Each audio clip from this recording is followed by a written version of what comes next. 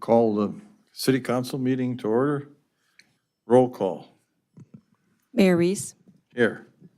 Councilmember Osk, Here. Nelson, Here. Davis, Here. Schultes, Here. Fagerly, Here.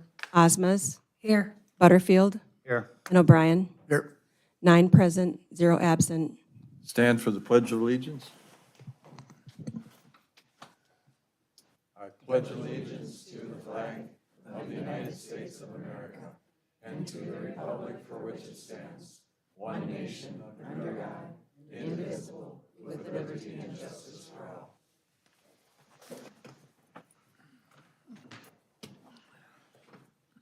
Any proposed additions or deletions? Motion to approve the agenda as presented. Second. We got a motion and a second. Discussion. Roll call. Councilmember Osk, Aye. Nelson, Aye. Davis, Aye. Schultes, Aye. Fagerly, Aye. Osmas, Aye. Butterfield, Aye. O'Brien. Aye. 8 ayes, 0 noes. That passes. Consent items. I'll call on Vernee Larson, City Clerk. Mayor Reese and council members, tonight for your approval, I have the city council meeting minutes from June 17th, 2024, the planning commission meeting minutes from June 26th, 24, the planning commission meeting minutes, draft minutes from July 3rd, the municipal utilities commission minutes from June 24th, the municipal utilities commission minutes from July 8th, resolution to designate responsible authority data practices, the consideration of the city park special event by on-sale liquor license holder permit Green Mill, a consideration for a state 1 to 4 day temporary liquor license for Intuition Brewing, the Pennock Lions Club lawful gambling application, accounts payable report from 6/29 to 7/10, and for your information, the monthly building permit report from June 2024, zoning appeals board application Steve Amon, zoning appeals board applicant from Jean Kling, and Willmar Municipal Utilities financial report from May 2024, and the director's reports. Motion to approve the consent agenda as presented. Second. We got a motion and a second. Discussion. Hearing none. Roll call. Councilmember Nelson, Aye. Davis, Aye. Schultes, Aye. Fagerly, Osmas, Aye. Butterfield, Aye. O'Brien, Aye. and Osk. Aye. 8 ayes, 0 nays. That passes. We'll go to the open forum. Do we have anybody signed up? No. No? Okay. We'll go to the public hearing. Mayor, Yes. would you like to introduce Mr. Patrick O'Rourke? Or Mr. acknowledge him? O'Rourke. Absolutely. Welcome, Patrick. Our new Economic Development Director, Patrick O'Rourke. Welcome. Thanks for joining us. It's good to have you here. Do you want to say anything to the council? I just wanted to see what you folks were doing and what's going on in Willmar so that I could get more familiar with what needs to be done in economic development. So I'm just pleased to be here. Thank you. Thank you, Patrick. We'll go to the public hearing, the consideration to establish a tax increment financing district for Waterview Senior Housing. Christopher. Good evening, Mr. Mayor, members of the council. And tonight for your consideration is a motion to approve the TIF plan for Waterview Senior Housing Development. Give me just a second and.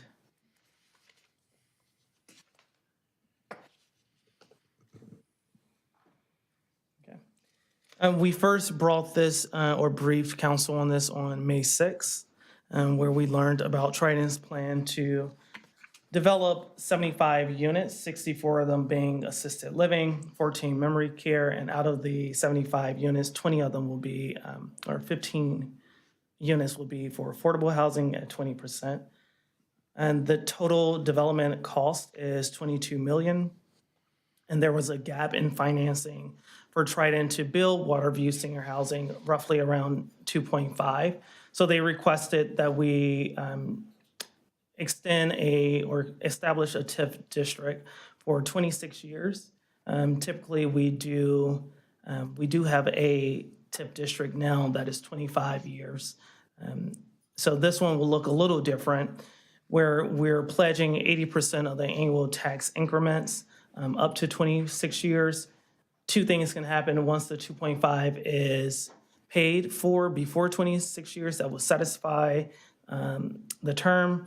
And then we extended it just to make sure that we can capture as much as we possibly can to make sure that we close the gap of 2.5 for Trident development. But this one looks a little different. So for 26 years, for the first time, we're proposing here in the city of Willmar that we use a TIF pooling. And TIF pooling is where we can capture the funds in the district, which is the highlighted map on the screen. But we can use it in the project area, those funds captured in the project area. So that's about 20%. Over 26 years, it'll be a total of $760,000 that we can use for other housing initiatives throughout the city. So I just want to go through a few more things here. We came here May 6th, talked about this project at large, and you all set a public hearing. Planning Commission, it was introduced to Planning Commission June 5th, and the decision was made to recommend council approve or to establish a housing TIF district for Waterview Senior Housing on July 3rd. The county commissioner received notification, as well as the county and school districts received their notifications as well. And today we do have Michaela Hewitt with Baker & Tilly to go over some of the specifics. Again, I just want to really stress that for 26 years, we're capturing those funds, that 20% extra, and that normally we do not have when establishing a TIF district, and pouring that back into the city for different housing initiatives too. Michaela?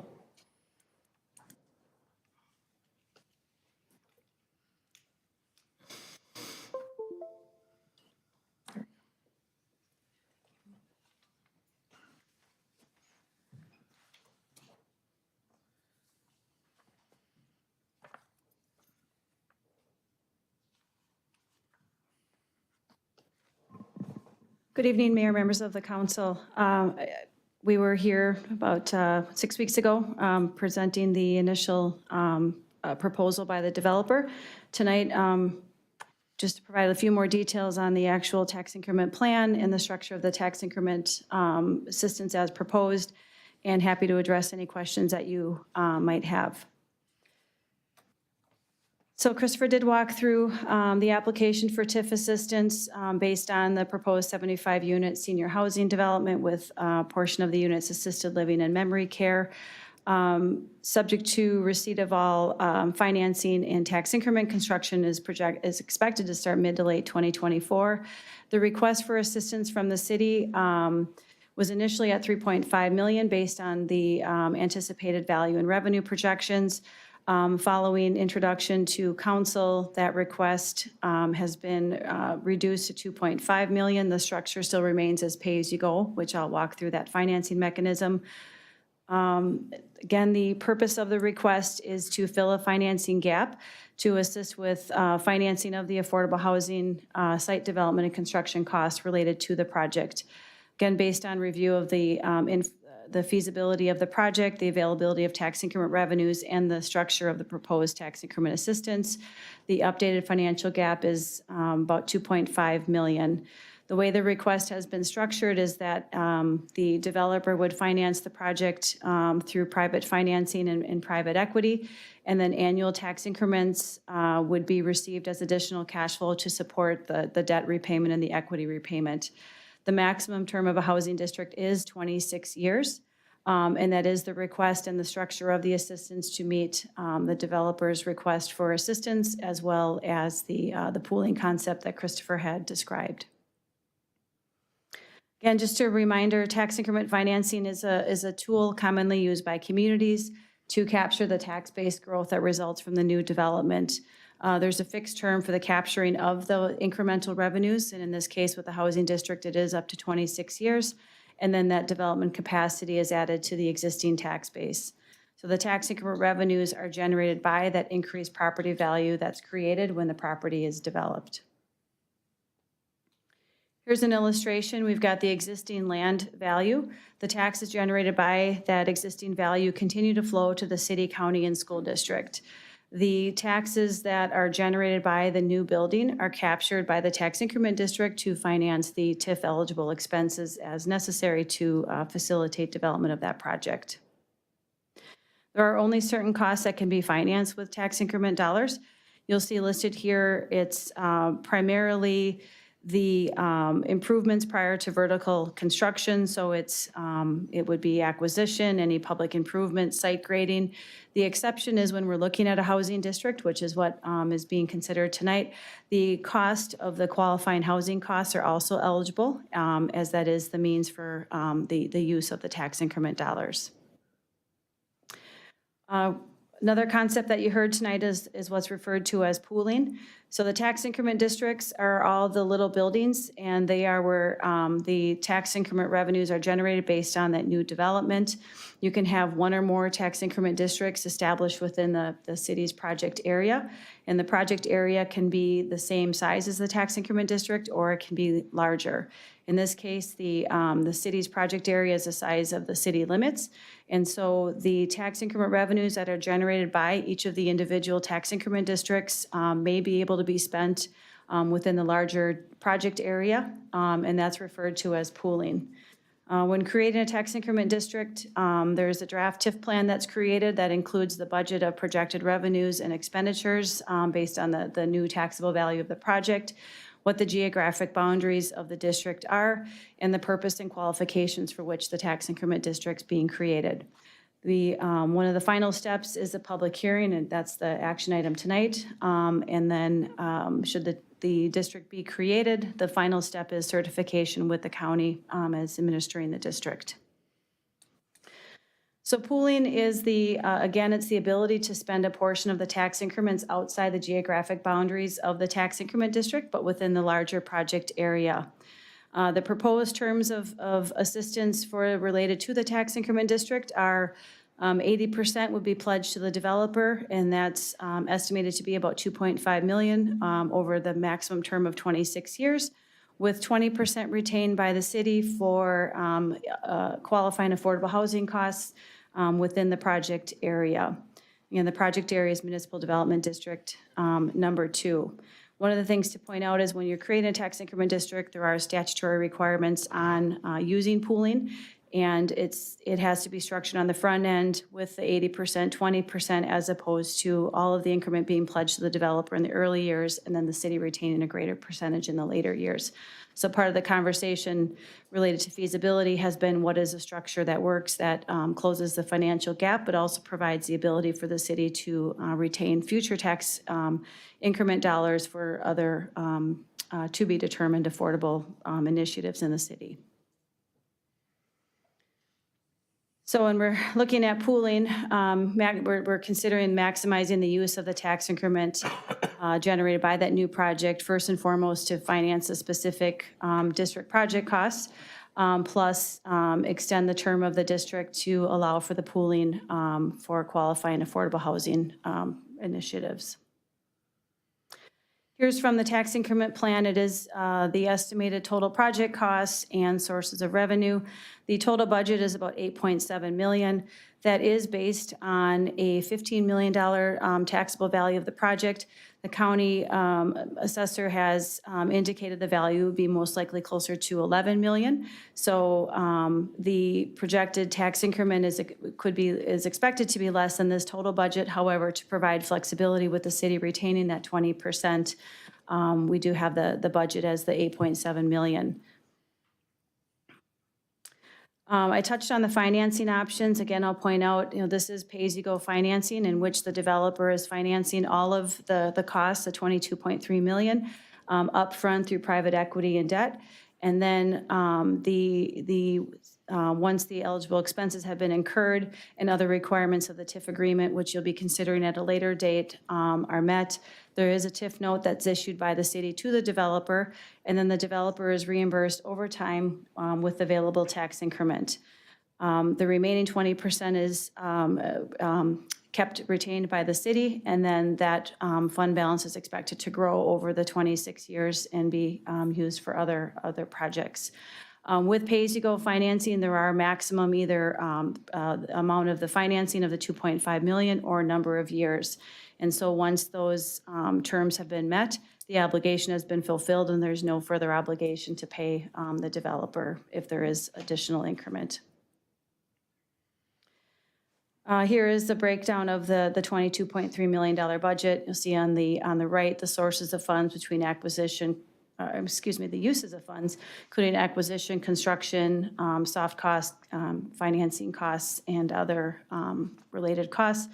Sources of funds, this initially we were looking at 15.6 debt based on the financing of the maximum amount that the project can finance, equity of 3.1, and here the TIF of 3.5 that has been reduced to 2.5, and the remaining 1 million would be covered either through debt or equity, subject to the developer's final financing. So again, tax increment redirects the future capture tax increment dollars to meet a public purpose. It assists projects that otherwise would not occur, and it adds a tax base following decertification. One more illustration, the green shaded area is the base value today. The existing taxes are frozen over the life of the district. The incremental taxes in the gray shaded area are captured by the TIF to pay for the TIF eligible improvements. And then once the last year of the district, the new value in taxes are available and would flow to the other taxing entities, including the city. So we talk about affordable housing, and really there's a lot of language here, but it's really trying to keep not more than 30% of income based on the type of project for 30% of the income for housing, and that's intent of this is trying to keep there would be, as a housing district, I'll go through here, is that it is income restricted, but it's also making sure that the rents are affordable to the occupants. So when we're looking at the findings for creating a tax increment district, first and foremost, that it qualifies as a housing district, that the development would not proceed but for the use of tax increment dollars, that the TIF plan affords maximum opportunity for development within the TIF district and project area, and that the plan conforms to the general development plans for the city.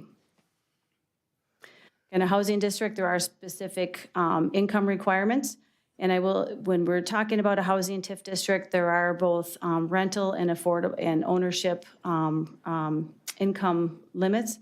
With this project being rental, there are one of two tests that have to be met. At least 20% of the units are occupied by persons or families with incomes no greater than 50% of the area median income, or 40% of the units are occupied by persons or families with incomes no greater than 60% of the area median income. For this project, the developer is proposing that at least 20% of the units would be available for tenants at 50% of the area median income. It is also important to note that the income limitations apply for the duration of the tax increment financing district. So when we're looking at meeting each year, the developer is required to certify that at least 20% of the units are occupied by qualifying tenants, and that is an annual certification. Following the completion of that, that's when the developer is eligible for reimbursement through the pay-as-you-go financing, and that would stay for the duration up to the full 26 years. Again, this is why cities choose to use tax increment, and really it's to stimulate development that otherwise would not occur, as well as facilitating certain types of housing that may not otherwise occur without financial assistance. And while it's deferring the growth in the tax base at the termination of the tax increment district, it does facilitate new tax base growth. So with that, I'd be happy to answer any questions you have on the TIF plan, the TIF process, or the TIF tool itself. I think I'll open the public hearing at this time. And if there's questions, the council can ask them later on. So if you're going to speak in the public hearing, we'd like you to write your name and address and contact information. Anybody willing to, wanting to speak to this project?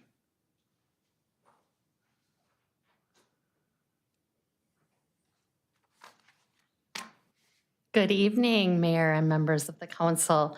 My name is Michelle Moratsky. I am the Business Development Manager for Candy, Ojai County Economic Development.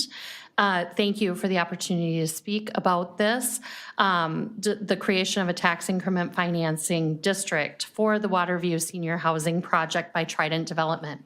As you know, the purpose of Candy, Ojai County Economic Development is that we are a catalyst for economic growth in Willmar and the greater Candy, Ojai County area. Trident Development is a St. Cloud-based senior housing and assisted living developer. They recognize that there is a strong need for senior housing in Willmar and Candy, Ojai County. Some of what I say you already have heard. Some of it will hopefully just be a refresher of things too. The proposed development on 9th Street Southeast will offer Trident the opportunity to construct quality and safe memory care and assisted living options for our seniors. This $22 million investment is well suited for the location, and development of the land will provide significant long-term tax revenue to the city of Willmar. The KCED supports development of housing at all levels, including those that support seniors with assisted living needs. Trident's purchase of that property at 9th Street Southwest is its first step toward providing much-needed housing and care options for Willmar's aging population. The number of people 65 and older in Candy, Ojai County is expected to increase nearly 25% between 2020 and 2030. As Willmar grows and attracts more business development, the population is expected to continue increasing as people move to the area for jobs and recreation. And take my glasses off. I never know when I need them or not. As demonstrated in the January 2023 Candy, Ojai County Housing Market Analysis, there is a need of 615 senior housing units in Willmar between 2022 and 2030. Further breakdown of this study shows that 375 of these units should be with services, as the Trident project proposes. Progress toward this need is forthcoming with the planned development by Bethesda. You may recall that's 120 units, primarily independent living. The Trident project will add 75 units of housing, made up of 14 memory care units and 61 assisted living units, as well as dozens of new jobs.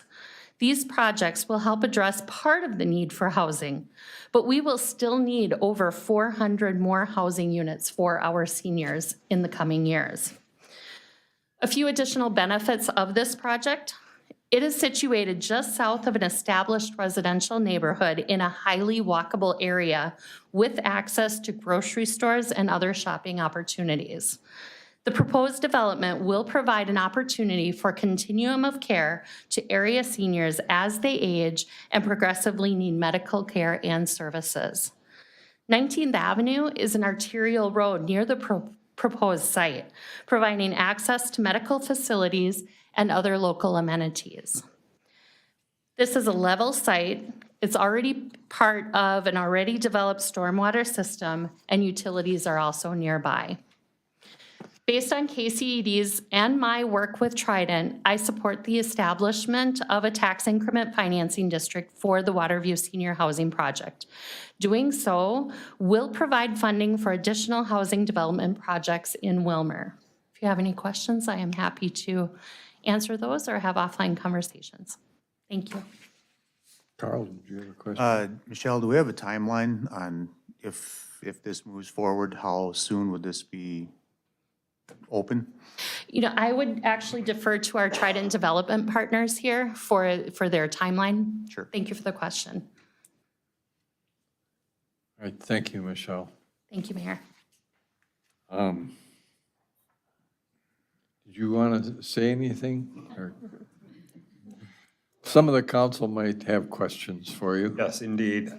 Mayor Reese, members of City Council, good evening. My name is Roger Fink. I'm with Trident Development in St. Cloud. Thank you very much for holding this public hearing tonight. And thank you, Michelle, for your testimony tonight. That was, wasn't surprised, so weren't expecting that. So. And thank you to staff and Michaela for your presentation. And I think just in summary, from the applicant's point of view, our TIF plan has evolved a little bit since we brought it to council a few weeks ago. Our dollar amount has adjusted down by about $1 million. And we've looked at different terms in order to get down to that $2.5 million request. We looked at a 20-year term, and we looked at the 26 or 25-year term as well. What we found was that we could maintain that $2.5 million number by going a 90-10 pay-as-you-go increment sharing with the city, or we could go with a 26-year 80-20 increment sharing with the city, or the pooling, as Michaela referenced. So we felt that the longer term not only would assure the affordable units maintained for a longer period of time, but also gave the city of Willmar a source of revenue through that extra 10%, the 20% that they use for the pooling activity. It's new to me. This is the first time I've done something quite like this. It's always been a 90-10 for projects in the past. But like I said, with Christopher and Michaela's collaboration, I think it's a kind of a win-win situation for us. I didn't really have any prepared remarks, but I know there's a question about the timeline. If we can get through the entitlement process, the permitting, and so forth, we might be able to get started with this project before the end of the year, hopefully sometime this winter. I hate to say that, but it's coming up. But there's a lot of work to be done yet. The State Department of Health has a lot of plan reviewing to do. The Department of Labor and Industry have a lot of plan review to do. The City of Willmar have a lot of plan review to do. So it could take a number of months before we get there, but hopefully we can get started with the project by the end of this year. The construction timeline should be about 12 to 14 months. So if that were to hold true, we would be opening in 2026, early on May 1st quarter or second quarter of 26, if that makes sense. So with that, I guess I would offer to answer any questions you might have. Any questions from the council for Roger? Well, we're welcoming you to the community. Thank you. This is housing that is needed. We appreciate that. We've enjoyed our experience with the city so far, and we look forward to moving forward. So again, thank you all very much. Thank you, Roger. Just have one question. Yeah. Oh, go ahead. I just have a 26 years. Just to me, this seems like a long time.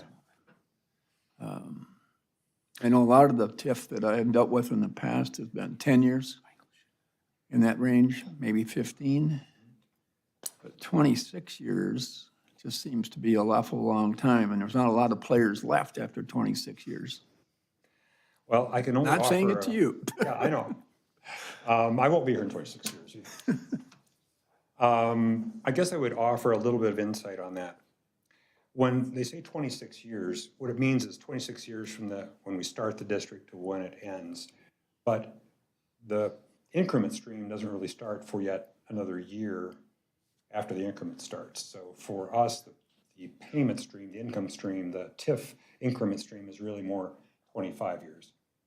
I know that's a small concession, but the other point I'd like to make is that it doesn't mean that the TIF increment payment stream will continue for the full 26 years. There is the possibility, and I've seen this happen in some other communities we've done, where that TIF obligation from the city gets paid off early because the real estate taxes increase faster than what we projected them to do.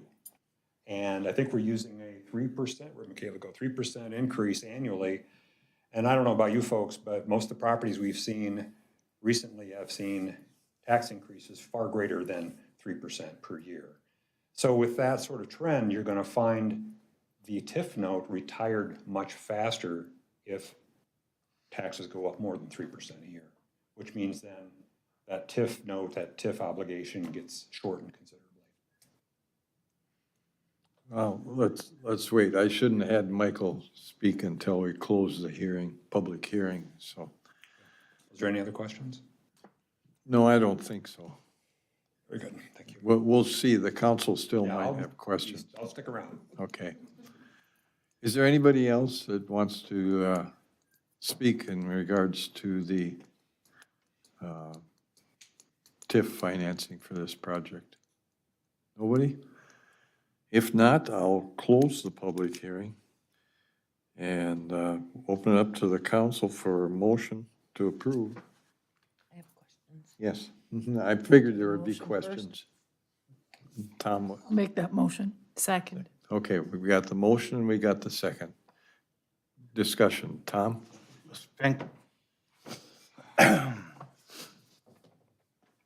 Say after our last council meeting, me and you met up, you know, you want to go over some of my concerns about the 26 years.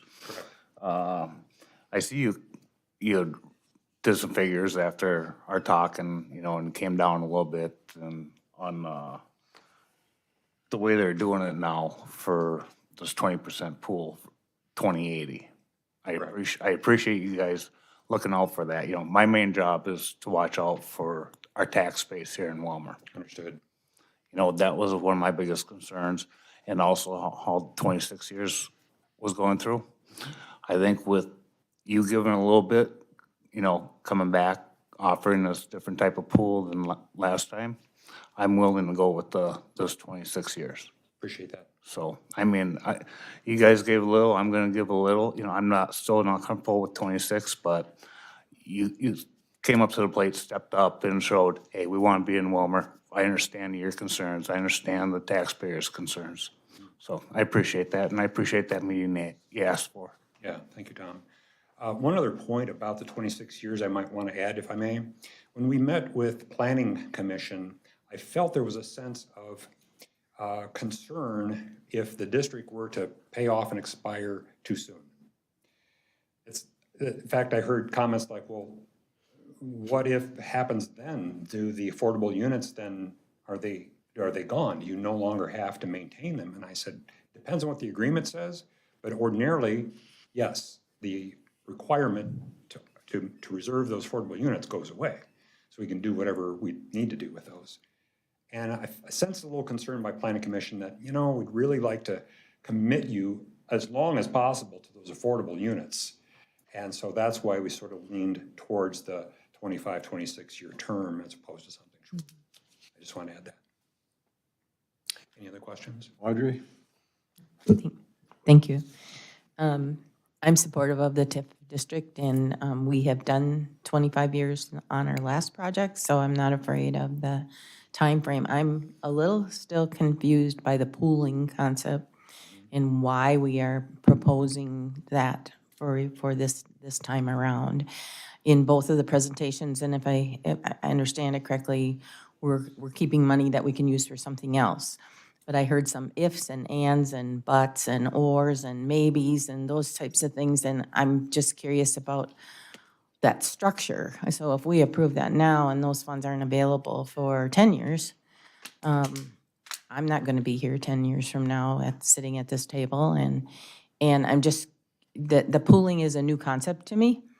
I can understand that there are other needs in the area or other needs in this type of thing, but I'm just curious more about that pooling concept, and I would ask you, and then why is it right for you this time to do that concept? But then I'd also like to hear from our staff with how the heck is this going to work? Yes, yes. Well, thank you for the question. It's a very good question.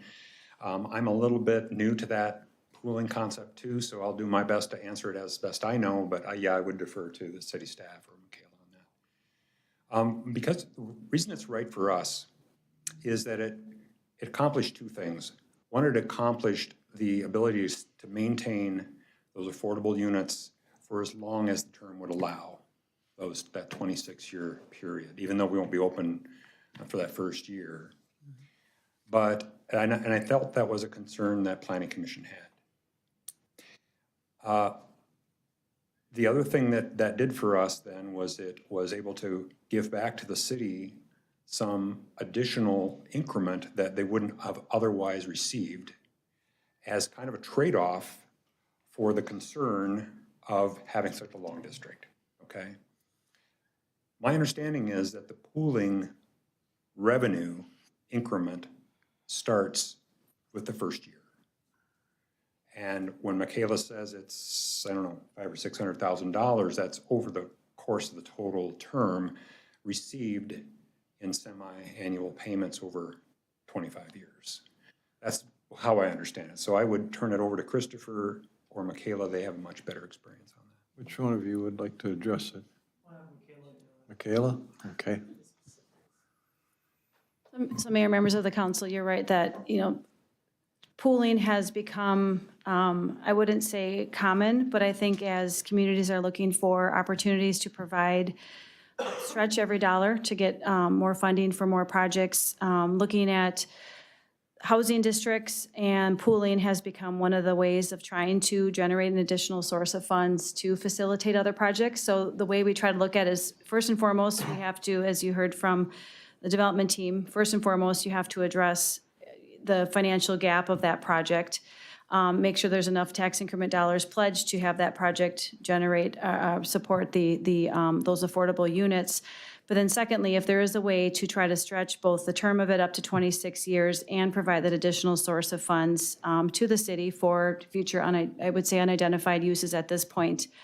The way that the pool grows is each year, 100% of the tax increment is received by the city, 80% is pledged to the developer, that remaining 20% stays in the TIF fund. So each year, those funds will accumulate up to the point where we are projecting over 26 years, the value of the city's share would be approximately $600,000. Now, those are funds that would accumulate, like I said, each year. The choice will be made in the future when we talked about financing options, if it would be a pay-as-you-go structure, and those funds could be pledged to another development in place of TIF or to complement TIF or whatever that project might be. But each year that the tax increment dollars are given or collected by the city, the city will retain 20%, so the balances will grow. The other thing that's into the minutia is each year the TIF law is complicated. Each year there's slight interpretations to the TIF law. Now, if you want to exercise this option of pooling, you have to do it now. You can't do it later. So it is a concept that is new, but it's the way we try to structure it to provide, again, more resources for additional projects within the city. Yes, Audrey? I still have the question, and I serve as liaison to the HRA board, and so my head is thinking housing with that. The pooling funds have to be used for the same type of projects, or is it at the city's decision of who they allow to use these pooling funds, or application process, or so we would know that 10 years from now, we have 500,000 that we can do something with, so someone could already start plotting for how they would use that? Or how does that piece of that work, or does it just sit there? That's a good question. So right now, those funds would stay in the tax increment district account each year until there was a purpose for those dollars. As far as how those dollars can be used in the future, they can be used anywhere within the city's project area, so anywhere in the city, on projects that would qualify as if they were their own tax increment district. So it has to meet either the 20% at 50% or 40% at 60% for a rental project, or there are housing, there's owner-occupied income limits as well. So if it's a family, so if it's an owner-occupied project, or whether it's townhomes or single units, it's 100% area median income for a family of 3 or less, and if you're a family of 4 or more, that income limit is 115%. So the only restrictions are that it has to be as if it were a tax increment district, but it doesn't mean it has to be a district itself. So you might have a future development that comes in, doesn't make sense to create a tax increment district, but it would qualify, and instead maybe you can use these funds that are either accumulated or pledged to close a gap on a different project in the future. And I would say to your question between the city and the HRA, the city is the authority of the district, so it's the city's funds. Typically, what we see is as you explore the opportunities to use these dollars, there'll be additional conversations of, what programs you want to establish, what needs, and part of that's going back to your housing market analysis of where's the demand in the gap and how can we use these funds to fill those future needs. So can I go ahead? So you were quoting some things that are parameters that are already out there in the state guidelines for TIF. That's correct. So everything I referenced is what by statute qualifies as a housing project, a TIF housing project. That pooling language is in that TIF state, or in the state TIF That's correct. guidelines. Thank you. It doesn't say pooling, but it's using the TIF dollars outside the district. Justin? Thank you. I just want to make sure I'm understanding the increment sharing at the 80-20 versus the 90-10. So on 80-20, that 20%, as Councilmember Nelson, you have discussed, gets put into this special account that has a specific purpose. It's reserved. Is it the same way with the 90-10? That's a good question. So again, into the weeds of a tax increment district, when a district is created, a city cannot spend more than 10% of the annual revenue on administrative expenses. So it was pretty common if you were not doing pooling, you would just do 90-10 or even 95-5 because you're not probably going to have that many admin costs. And so those funds sit and accumulate into the fund.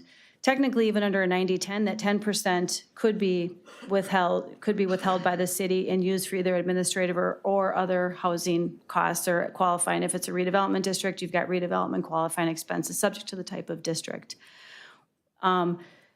This is a generalization, but 10% over 26 years doesn't accumulate as fast as 20%. So by increasing that percentage, taking a look at what the actual administrative expenses would be each year, you have that ability to create a larger pool with that 20-80 mix.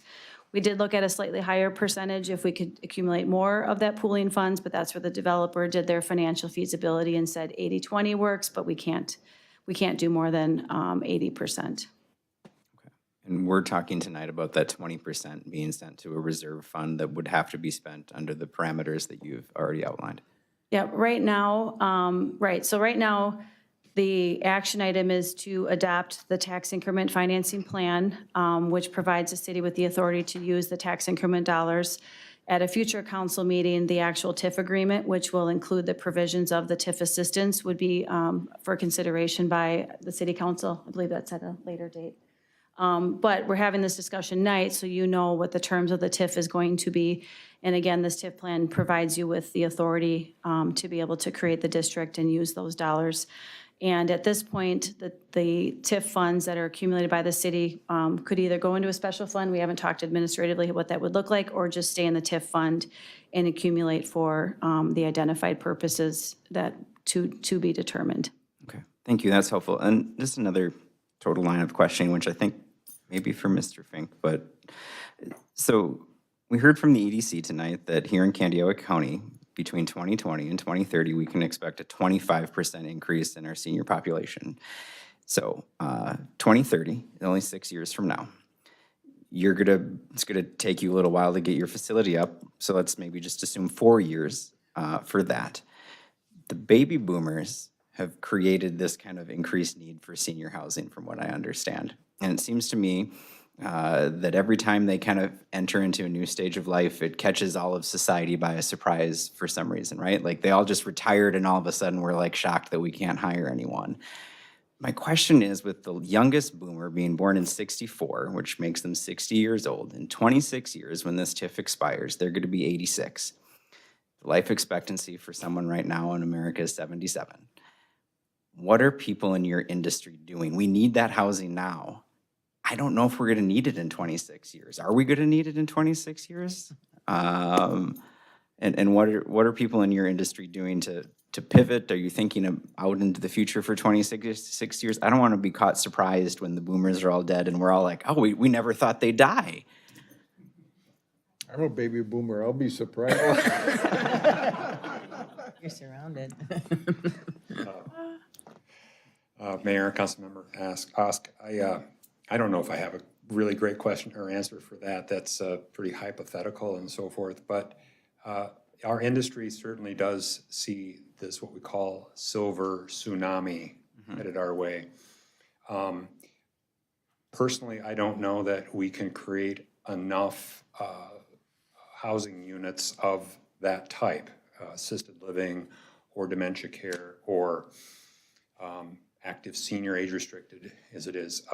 The constraints that the health department in Minnesota and other policies, it makes it very difficult to create this type of housing, period. So, you know, on one hand, you could say, we'll never be able to satisfy the demand anyway. So if the demand lessens or goes away altogether,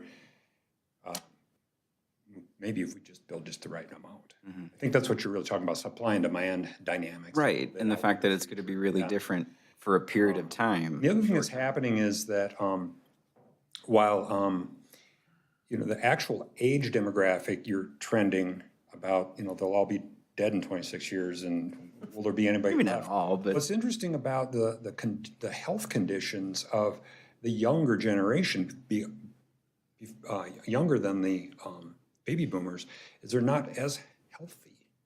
And so we're seeing younger residents coming in with health conditions, obesity or diabetes or whatever, but they have to still be 55 or older to qualify.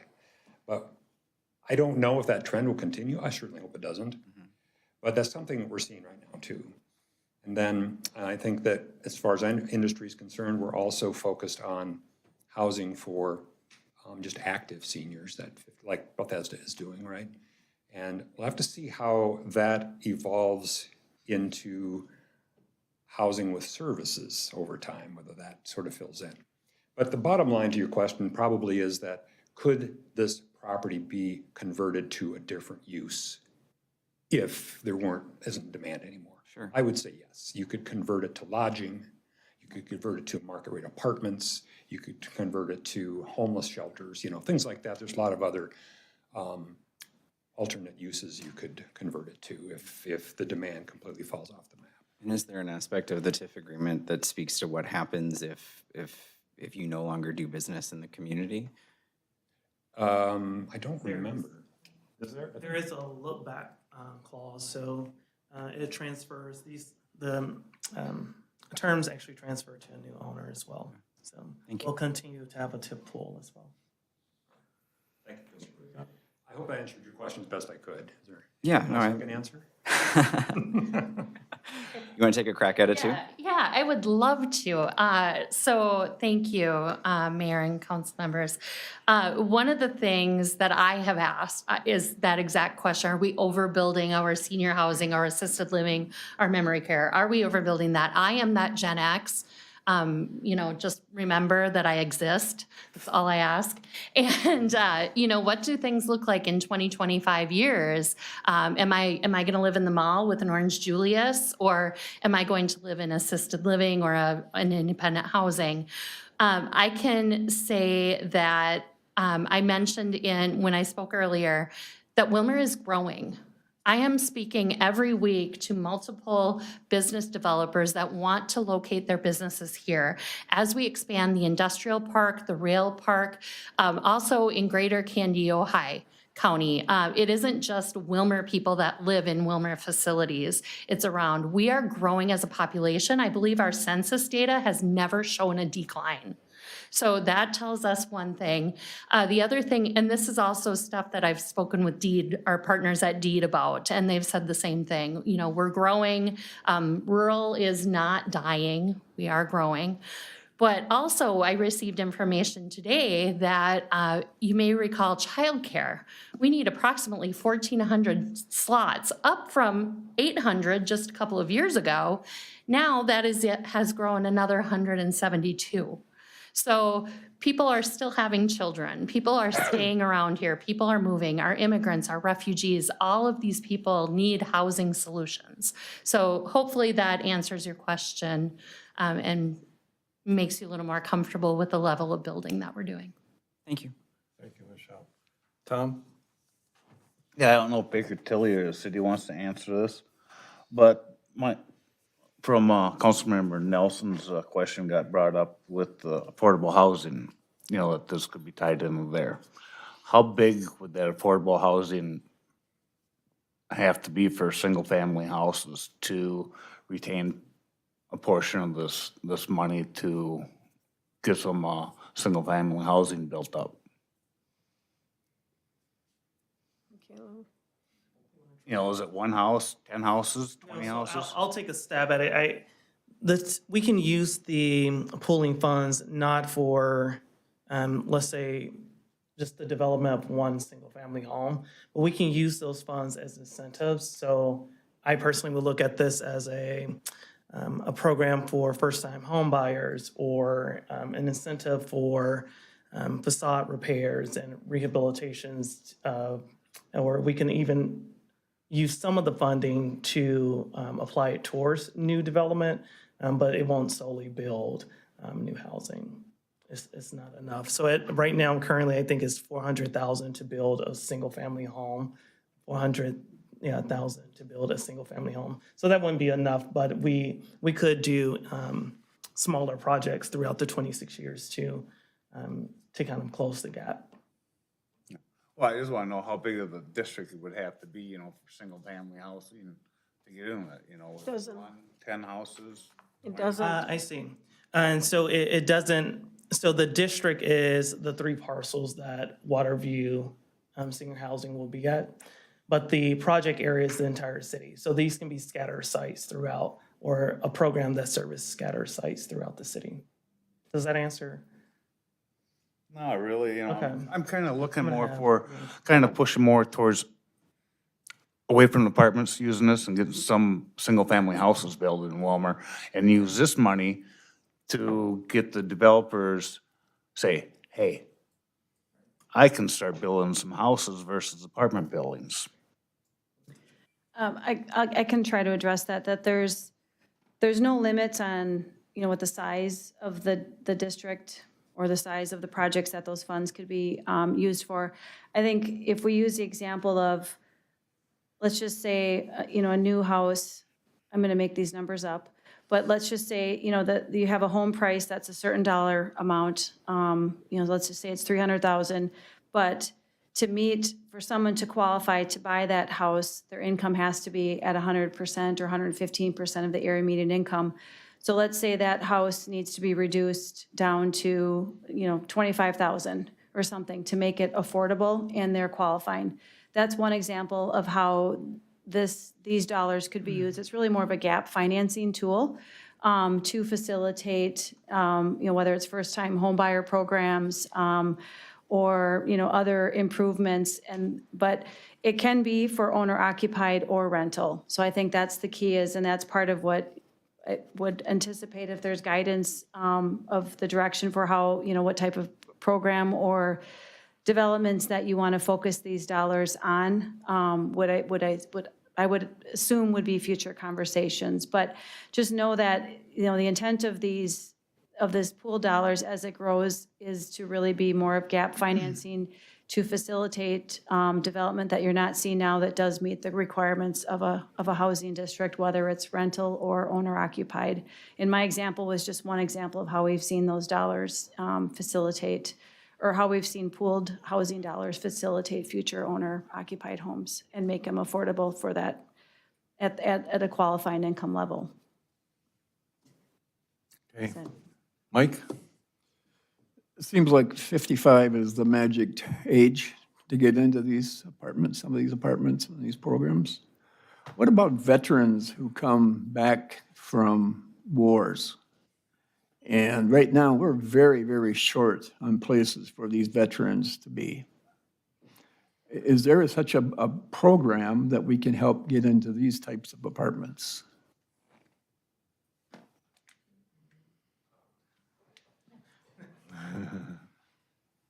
Councilmember O'Brien, thank you for bringing that up. I wish I had a great answer for that. I'm not aware of anything. There are housing programs that are out there that I'm not familiar with that do address housing needs for various types of populations. Near homeless, disabled, and there may be a program for veterans as well. I am not aware of it, but I certainly understand the need. Because our property is operated as age restricted, that 55 plus is sort of statutory for us to consider that. So we certainly welcome all veterans who meet that age category, but we aren't able to take veterans just because of their veteran status. You know what I'm saying? If they're not old enough is what I'm saying, so. A lot of veterans are under 55 that Oh, yeah, need yeah. assistance. I wish there was a program I could identify, but if it's out there, I'm not aware of it. Thank you. Any other questions from the council? If not, we have Audrey? I'm prepared to vote, but I'm just curious, the motion that we're voting on is simply to, Establish the tax increment financing. and the other one's going to come back to us later because there's two motions on our action request form, but there's only one motion on the agenda. There should only be one motion for the TIF plan itself. All right, thank you. Okay. No further discussion? Roll call. Councilmember Davis, Aye. Schultes, Aye. Fagerly, Aye. Osmus, Aye. Butterfield, Aye. O'Brien, Aye. Osk, Aye. and Nelson. Aye. 8 ayes, 0 noes. That passes. Thank you, everyone. Thank you. All right, regular business, we go to the review of the July 1 accounts payable. Tom? Paper versus updates done today. Good evening, Mr. Mayor, members of the council. Enclosed in your packet this evening is a list of accounts payable consisting mostly of general operation invoices that would have been included in the July 1st packet of the city council. I do want to point out there are two invoices in this list, Lebanon Underground LLC and Dunnick Incorporated, that are listed. Those funds have not been released. They were already in the workflow of being in the process of being paid, as if we were gonna have the July 1st meeting. So we still have those checks in-house. So those are over the $25,000 threshold. And then we also have a list of electronic payments of also mostly general operations. And then we have 2 wires going to investment firms, leaving our checking account. I'll stand for any questions. Okay, do we have a motion to approve the July 1 accounts payable? So moved. Second. We got a motion and a second. Discussion. Audrey? Thank you. Thanks for clarifying those. So we in essence did not pay any bills that went over authorization, or we did do some because of the automatic payments, et cetera? So the figures that are over the 25, we did pay our utility bill to avoid any late fees. Those invoices actually come in, they came in later than what it even made the second council meeting in June. So we do pay those as a practice to avoid any late fees, just to be prudent with the city's funds. And then also our credit card policy does not allow us to carry debt, so that is paid in full every month as well. Yes, go ahead. I hope we don't do this again, I guess is the way. I think it caused some confusion and concerns, and even for us to review the purchase policy. However, that maybe was a good thing to do, because I think we haven't done a lot of reviewing with the finance for a while. But on the reports that we get, I do have a request. Is there a way that you can expand that description field so that we can see what it is, other than guessing what those words are over there with our new system? That's a great question, and I do have an ability to export that to Excel. It doesn't look quite as neat or nice as this, but it does give the invoice description. The characters are probably triple the length, so you can actually read it. I have a copy I could show you after the meeting, but I can include that in the packet going forward. But there's no way just to expand the characters in that description field? I've tried. And that's not an update we can request? I could look into that, Okay. but I totally agree with you on I wish the description was Yeah, 5 times no, bigger. right. Any other questions? If not, roll call. Councilmember Schuldes, Aye. Fagerly, Aye. Osmus, Aye. Butterfield, Aye. O'Brien, Aye. Osk, Aye. Nelson, Aye. and Davis. Aye. 8 ayes, 0 noes. Thank you, Tom. Next, 2024 assessment hearing. Jared.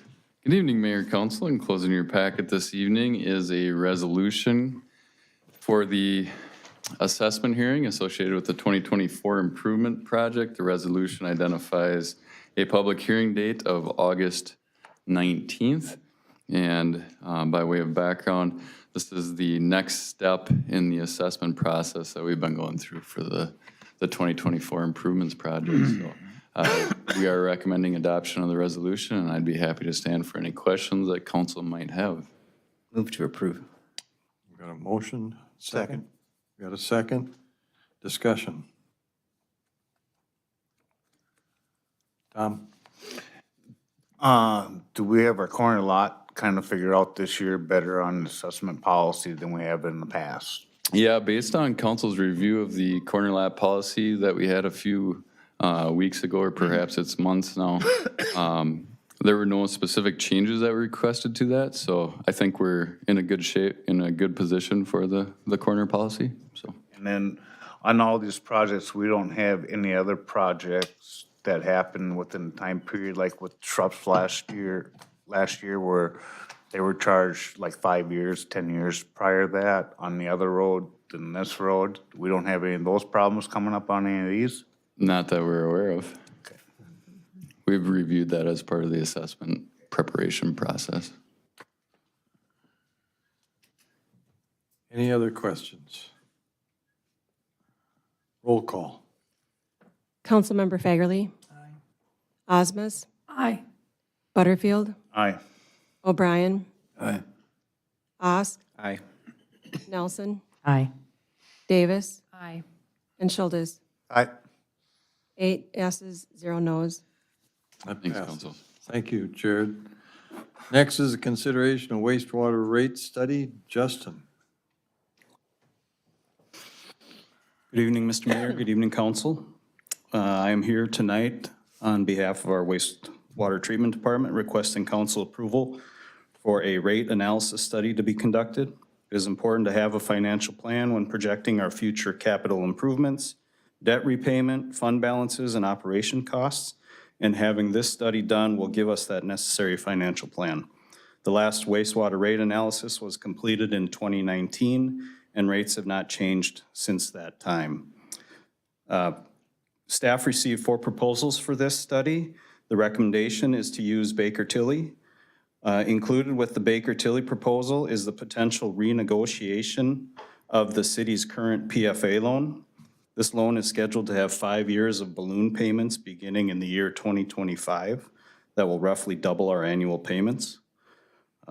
Refinancing this loan would allow us more flexibility in determining future rate costs. Excuse me, future rate increases. Only one other proposal, the Eilers proposal, included this option at a higher cost. The Dave Berg Consulting and the HR Green proposals do not include loan refinancing. So with that, I would ask for a motion to approve entering an agreement with Baker Tilly for a wastewater treatment fund rate analysis in the amount of $15,000. And I will stand for any questions you may have. I'll make that motion. Second. Got a motion and a second. Discussion. Seeing none, hearing none, roll call. Councilmember Osmus, Aye. Butterfield, Aye. O'Brien, Aye. Osk, Aye.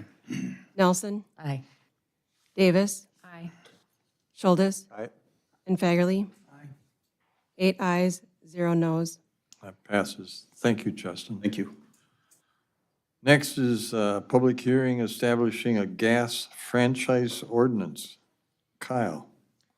Good evening, Mr. Mayor, members of the City Council. Tonight, the council will be asked to call for a public hearing to introduce a gas franchise ordinance for the City of Willmar, between the City of Willmar and CenterPoint Energy. So in the fall of 2023, the City Council asked staff to look at an updated gas franchise ordinance between the City of Willmar and CenterPoint Energy. The City of Willmar and CenterPoint have collaboratively worked together to present this ordinance before you in your packet to establish an updated gas franchise for the City of Willmar. This ordinance will replace in its entirety the previously established franchise agreement from March 2004. It's ordinance number 1192. So the gas franchise, what a gas franchise is a legal agreement between the municipality and the utility company that grants the company the exclusive right to provide, in this case, natural gas service within the specified geographic area. The agreements typically include provisions regarding the service obligations, rates, infrastructure maintenance, and fees paid to the local government, in this case, City of Willmar. CenterPoint would continue to be granted the rights and authority to operate in the public rights-of-way and public places within the present, its current infrastructure build-out and within the city limits and future city limits and moving forward. This includes the distribution of natural gas and gas facilities necessary for the purpose of supplying natural gas or processed gas for all purposes to the residents and consumers within the City of Willmar.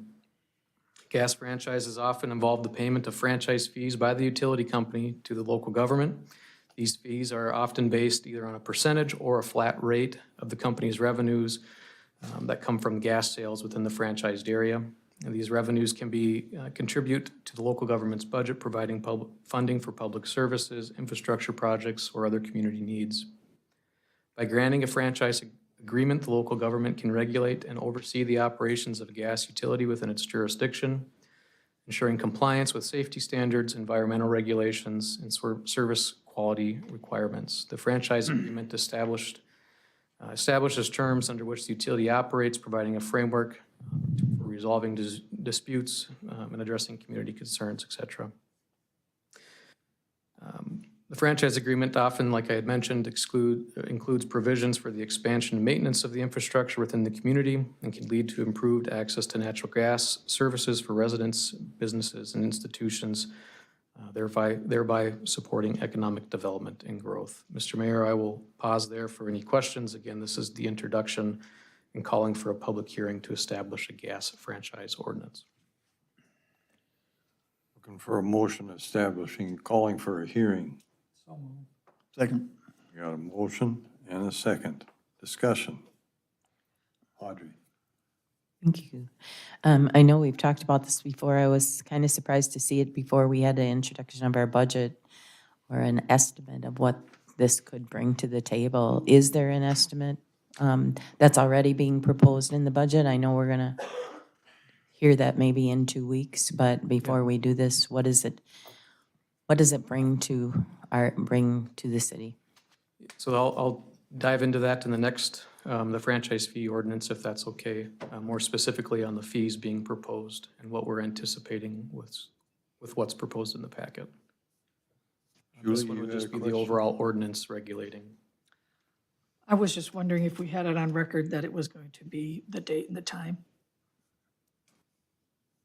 Would be August 5th. Yeah, but I don't think that was in the motion. Okay. So 6:31. 6:31 on August 5th. Okay, any other discussion? Roll call. Councilmember Butterfield, Aye. O'Brien, Aye. Osk, Aye. Nelson, Aye. Davis, Aye. Schultes, Aye. Fagerly, Aye. and Osmus. Aye. 8 ayes, 0 noes. Motion carries. We need a motion to approve publication by summary. Second. We have a motion and a second. Discussion. Roll call. Councilmember O'Brien, Aye. Osk, Aye. Nelson, Aye. Davis, Aye. Schultes, Aye. Fagerly, Osmus, Aye. and Butterfield. Aye. 8 ayes, 0 noes. That passes. Now we call for a public hearing establishing a gas franchise fee ordinance. Kyle. Thank you, Mr. Mayor. Building off of the last agenda item, the franchise fee ordinance provides, what this will accomplish or hope to accomplish is to provide the city with a reliable source of revenue. The revenues that would be coming in from the franchise fees can be earmarked for essential services such as road maintenance, public safety, community development projects, environmental sustainability, energy efficient programs, or other needs determined by the city council. To answer your question directly, Councilmember Nelson, we have worked with CenterPoint to look at the current 2022 data is the most recent data that CenterPoint has available for us to review, looking at the total number of customers and different rate classes that are within the city. The fees that are in your packet roughly total, or approximately total $650,000 annually. When we had an opportunity to look at the revenues collected, the fee structures that are set with other municipalities with CenterPoint Energy. This is public data with the Minnesota Public Utilities Commission. We did our best to make sure that we weren't the highest, we're not the lowest, try to be right in the middle in really what is most responsible for fees that we can set. Again, that's public information. It's not included in your packet. Really, it's all over. A lot of it is really all over the board, especially when you're trying to compare cities that may have ordinances that are 20 years old or close to 20 years old. So we really tried to hone in on cities that are more comparable to Willmar, and then furthermore, cities that have more updated gas franchise fees structure as well within the last 4 to 5 years. Again, this would be to call for the public hearing to establish a gas franchise fee ordinance. Mr. Mayor, I'll pause there for any questions. All right. We don't have the motion yet, I believe. Somebody want to make the motion for August 5th, 6:30? 2? Second. A motion and a second. Discussion? Just a question. If the first one doesn't pass, then you don't need this one. That would be correct. I remember we've talked We about do, this. we still do need the first one, no Yes. matter what, because CenterPoint Energy has to have an ordinance to do work in town. So we still do need the first one. Okay. So I remember, we've talked about this for years. One year it was like 200,000, and it jumped up to 250. Now it could be 600. It could be, and so I went back and did gave myself a history lesson on franchise fees with the city of Willmar. So that number that you're referring to is from 2007, is when the city council was asked to look at establishing a franchise fee. The franchise ordinance was already established, like I had mentioned, in 2004, and then before that in 1981. In 2007, the city council looked at establishing a franchise fee ordinance, which was right around $200,000 to $250,000. And the council at the time decided not to move forward with that. And then it was brought back to the council in 2014. And again, the city council, with the same numbers, the $250,000. And again, that was not moved forward by the city council at the time, referencing to adjust the levy instead of imposing a franchise fee. So that is the last time a franchise fee ordinance has been brought before the city council was 2014. So again, looking at what other cities are imposing for franchise fees, trying to adjust for inflation over those times, this is the best guess, and I think it's a comfortable area for us to be when looking at the rates that are in your packet. And since that time, the district heat has gone away. So there's more people using gas now. Sure, yes. Well, with bringing that up in the past, you know, you were looking at 200,000, 250,000. Now you're looking at over $600,000? Yes, those are what the fees would. And now our residents are gonna be paying more money for, you know, to Excel for this, basically. Yeah, it would be to CenterPoint Energy. The fees would be paid to the city by CenterPoint Energy. I'm not going to speak for CenterPoint Energy. They would have, if they want to increase their rates and pass through to their customer, they could do that. But that's up to them to make that. Have you even, what's the bottom rate for the statewide on this? I just can't see pushing another $650,000 on the taxpayers right now. It's been shot down before in the past. And with the way inflation is going right now, single families need every penny they can get. Absolutely, Councilmember. And the residential rate is, what's proposed is $5 a month. So $60 a year is what the residential rate would be. Like, obviously, the more it's, once you get beyond residential, when you look at commercial, small volume to large volume dual fuel, it's based off of classifications and the amount of therms that you're using for your business. So a small downtown business might be at that $10 a month. If you're using more energy to heat your business, that might bump you up to the next rate. If the council would like to change those rates, I mean, that's up to the council. Again, we're just showing you what we feel is average, what we feel is right for Willmar with this, what was proposed in the past, adjusting and moving forward. What's right for Willmar is different than what's right for taxpayers. We have to, our job is watch out for the taxpayers, not for, you know, the city is next in line. What's the lowest out there right now for the cities doing it? You say we're right in the middle. We weren't the lowest, we wouldn't want to be the highest. What's the lowest? $1. $1 versus $5. Yeah, or and then all the way up to $10 or $12 was the highest. Okay. I'll double check that, but I believe that's accurate. In the past, when we've had this discussion, and Rick might recall some of this, but I recall getting a legal opinion that said that if a utility is utilizing our right-of-way, we should be having a franchise agreement because they shouldn't be using our right-of-way for no cost. So, any other questions? Roll call. Councilmember Osk, Aye. Nelson, Aye. Davis, Aye. Schultes, Aye. Fagerly, Osmus, Aye. Butterfield, Aye. and O'Brien. Aye. 8 ayes, 0 noes. Thank you, Council. That passes. Summary. Thank you, Kyle. We need a motion to approve publication by summary. So moved. Second. Got a motion and a second, discussion. Roll call. Councilmember Nelson, Aye. Davis, Aye. Schultes, Aye. Fagerly, Aye. Osmus, Aye. Butterfield, Aye. O'Brien, Aye. and Osk. Aye. 8 ayes, 0 noes. Motion passes. Next is consideration of sale of THC product license, Hemponics Holdings LLC, doing business as Hemponics. Vernay? Mayor Reese, council members.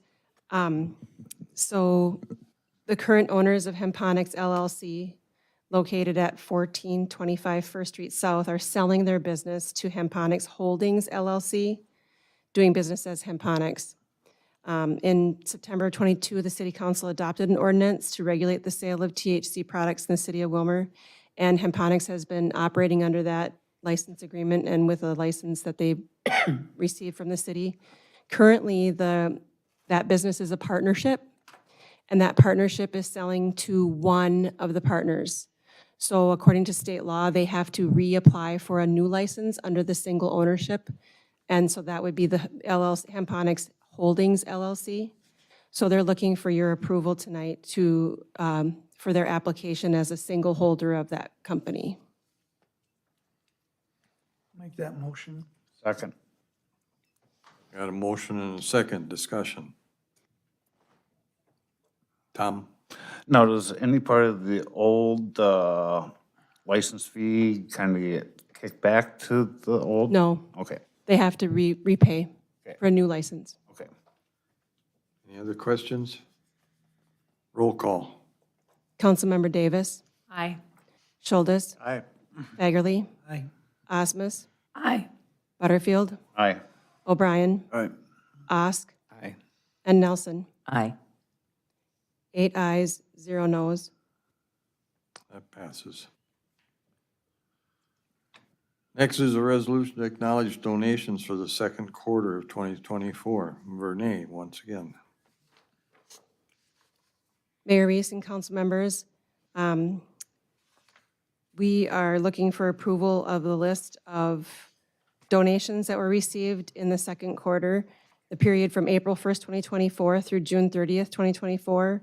They include $100 from Friends of Rick LLC for the Willmar Firefighters Explorers, $100 from the Community Giving for the 2024 summer camp, $200 from Marcus Construction for the 2024 summer camp, $300 from Waltz for the 24 summer camp, $300 from Dooley's for the 24 summer camp, $500 from Community Giving for the Juneteenth celebration, $500 from Teresa Hawarda Insurance Agency for the 2024 summer camp, $500 from Candia High Power Charitable Trust for the 24 summer camp, $500 from the Willmar Area Arts Council for the International Heritage Event, $500 from Candia High County for the Willmar CERT Fund, $500 from United Way of West Central for the Juneteenth celebration, $1,000 from Community Giving for Officer Hay Top Cop Award, $1,000 from Todd Lanham for the Bench Program, $1,200 from Prime West Health Senior Citizen Center, or Senior Citizens Day, $2499.45 for from the WBRBA tournament for the portable mounds and metal stools, and $3,500 from 100 Yard Club for the youth football equipment. Okay, we need a motion acknowledging those donations. So, Second. We got a motion and The a letter second. of thanks. Any discussion? Roll call. Councilmember Davis, Aye. Schultes, aye. Fagerly, Osmus, Aye. Butterfield, Aye. O'Brien, Aye. Osk, Aye. and Nelson. Aye. 8 ayes, 0 noes. That passes.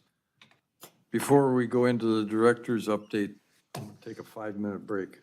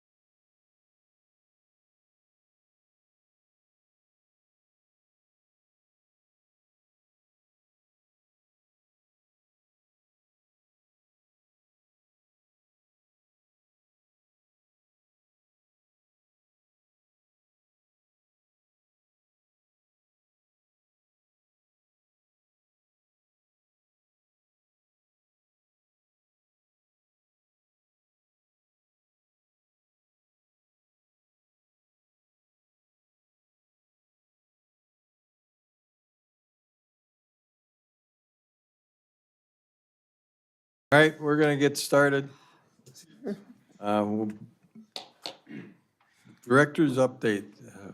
First, we're going to have our police chief, Jim. Welcome. Good evening, Mr. Mayor and members of the council. Thank you for having me here this evening. A few things to go over, just some general things about the department and things that are happening. And looking at the council packet, I don't know if the statistic sheet made it into your council packet or not, but I can hit the highlights for you here anyway. In looking at the June statistics last year compared to this year, so far in June we had year to date, we had 8,374 calls for service. 1,429 occurred in June. In looking at that compared to last year, we're actually only 5 different. So it's amazing sometimes that these numbers are fairly consistent from year to year, month to month. And looking at some of the specific categories here, we had a decrease in abandoned vehicle complaints. Part of that, we believe, is because our community service officers have been very active on looking for abandoned vehicles, warning owners, putting tickets on cars, and following up, trying to get that get those vehicles moved so they don't have to be towed and that type of thing. So that dropped to about half, from 54 to 28 within the month. We had an increase in neighborhood disturbance complaints. Really what in looking at the reports, I would contribute to that too. We had a lot of fireworks complaints this year. When they come in, we do take them very seriously. That some come in as fireworks complaints, but some come in as gunshot complaints.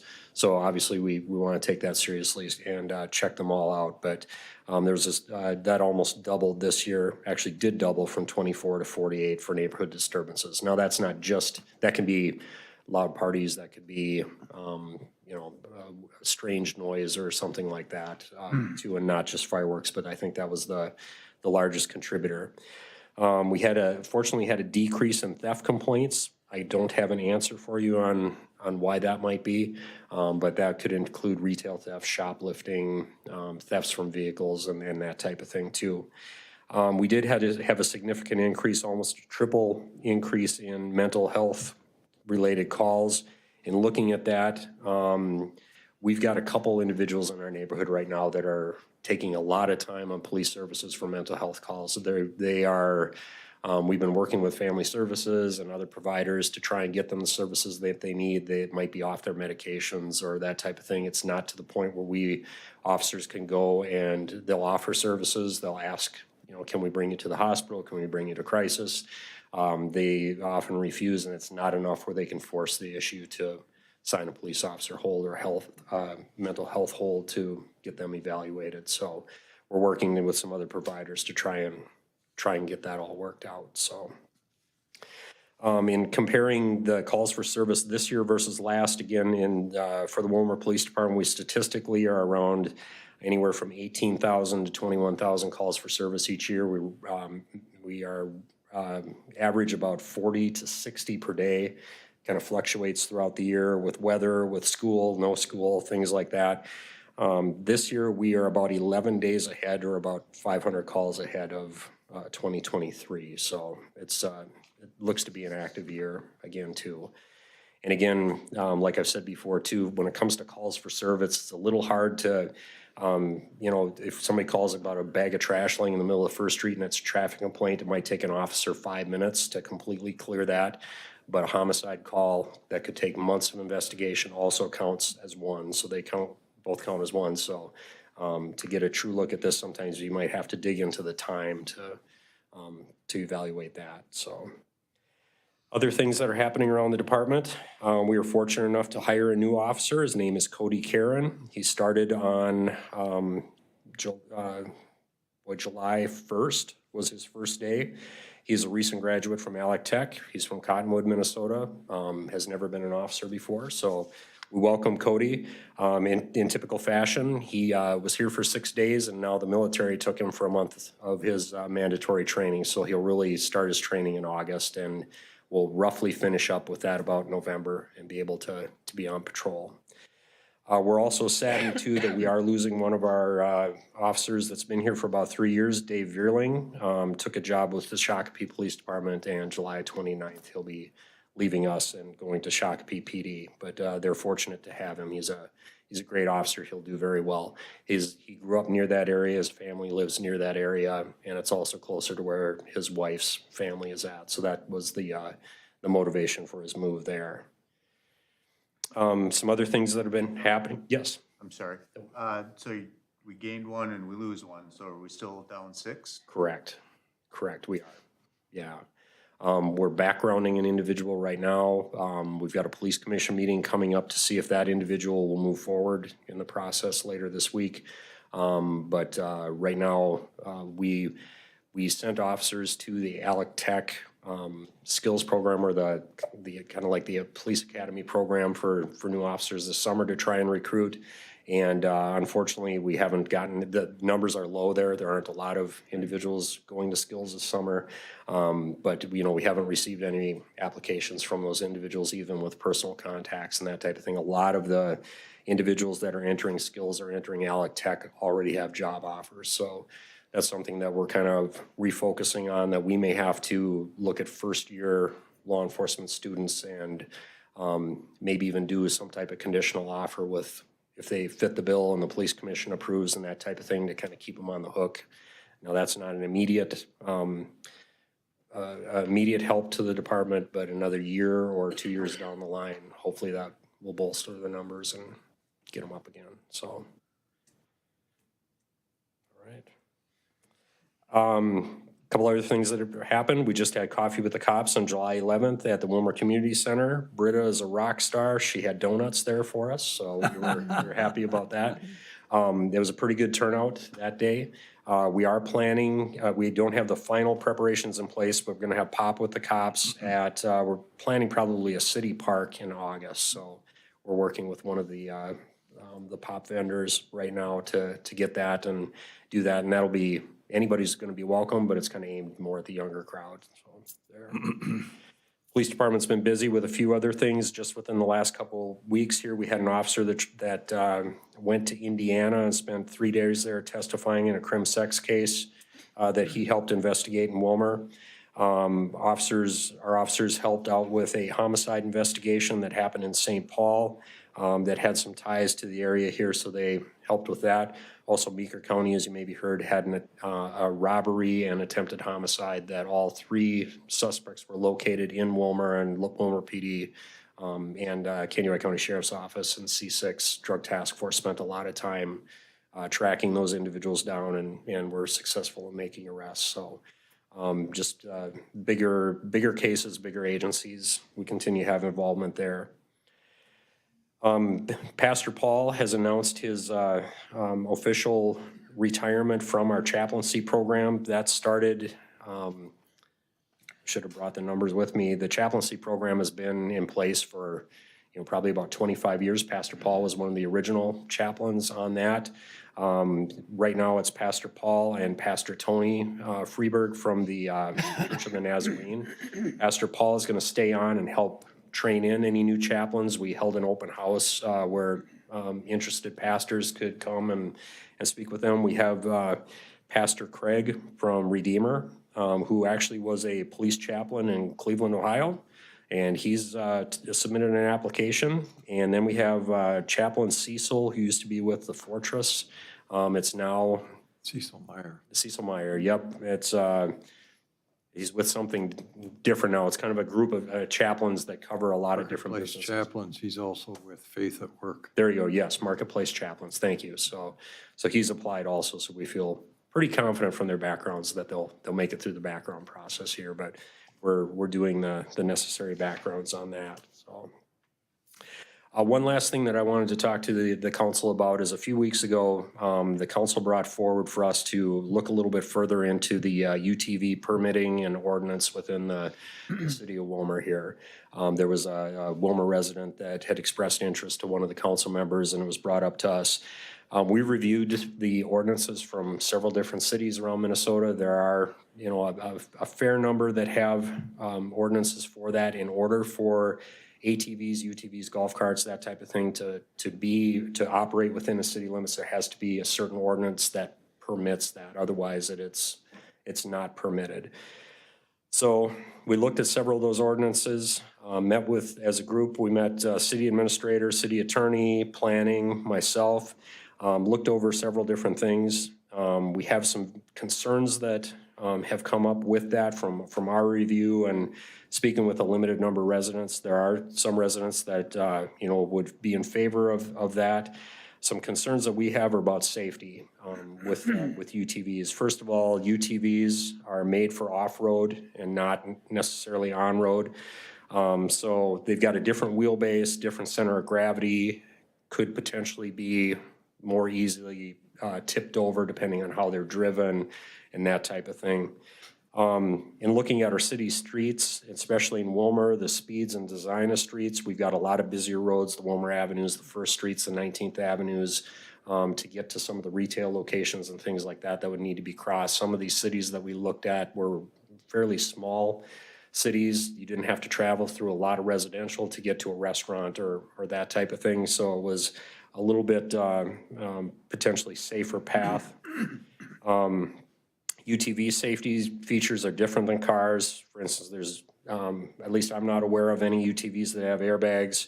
The crumple zones are different or non-existent. UTVs are really good for rollover protection, but when it comes from impact from another vehicle, they don't have that same protection as a car. Also, different visibility compared to other vehicles. It's, I'm not against motorcycles, but it's bad enough for motorcycle riders to be seen.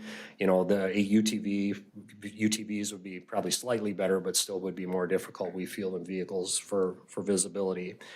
We've had citizen express concern about if they were allowed, about noise that comes along with them. I know each winter, especially, we have some noise complaints dealing with snowmobiles, that there is a portion of the ordinance that allows them to leave from their home, go out in the county, and come back within certain time periods and certain roads and things, but noise concerns come up with that.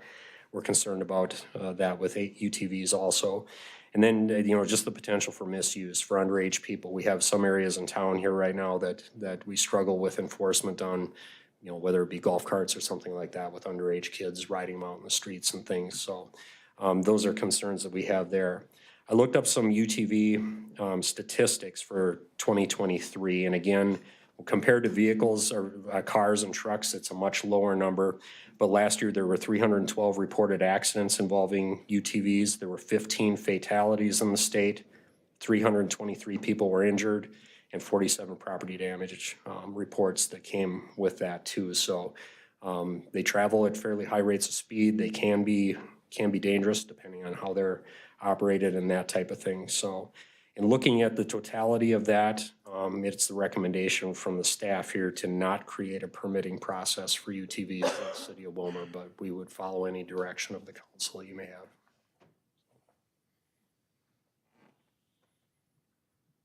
have. Just follow up on that with the golf court. Was that coming from Kelly Welch's area back over by Holiday Inn area, by Valley Golf with kids riding the golf cart? With more Eagles Landing, I know we've taken a number of complaints and concerns from people up there. So I'm personally not aware of the Eagles of the Valley Golf area myself, but It was myself and Councilmember Davis met up with Kelly here a few years ago, and that was one of his concerns, were all these running around already with the kids on the golf cart. So yeah, I would be totally against this ordinance too if it came up. Chief Feld, are they allowed in the county?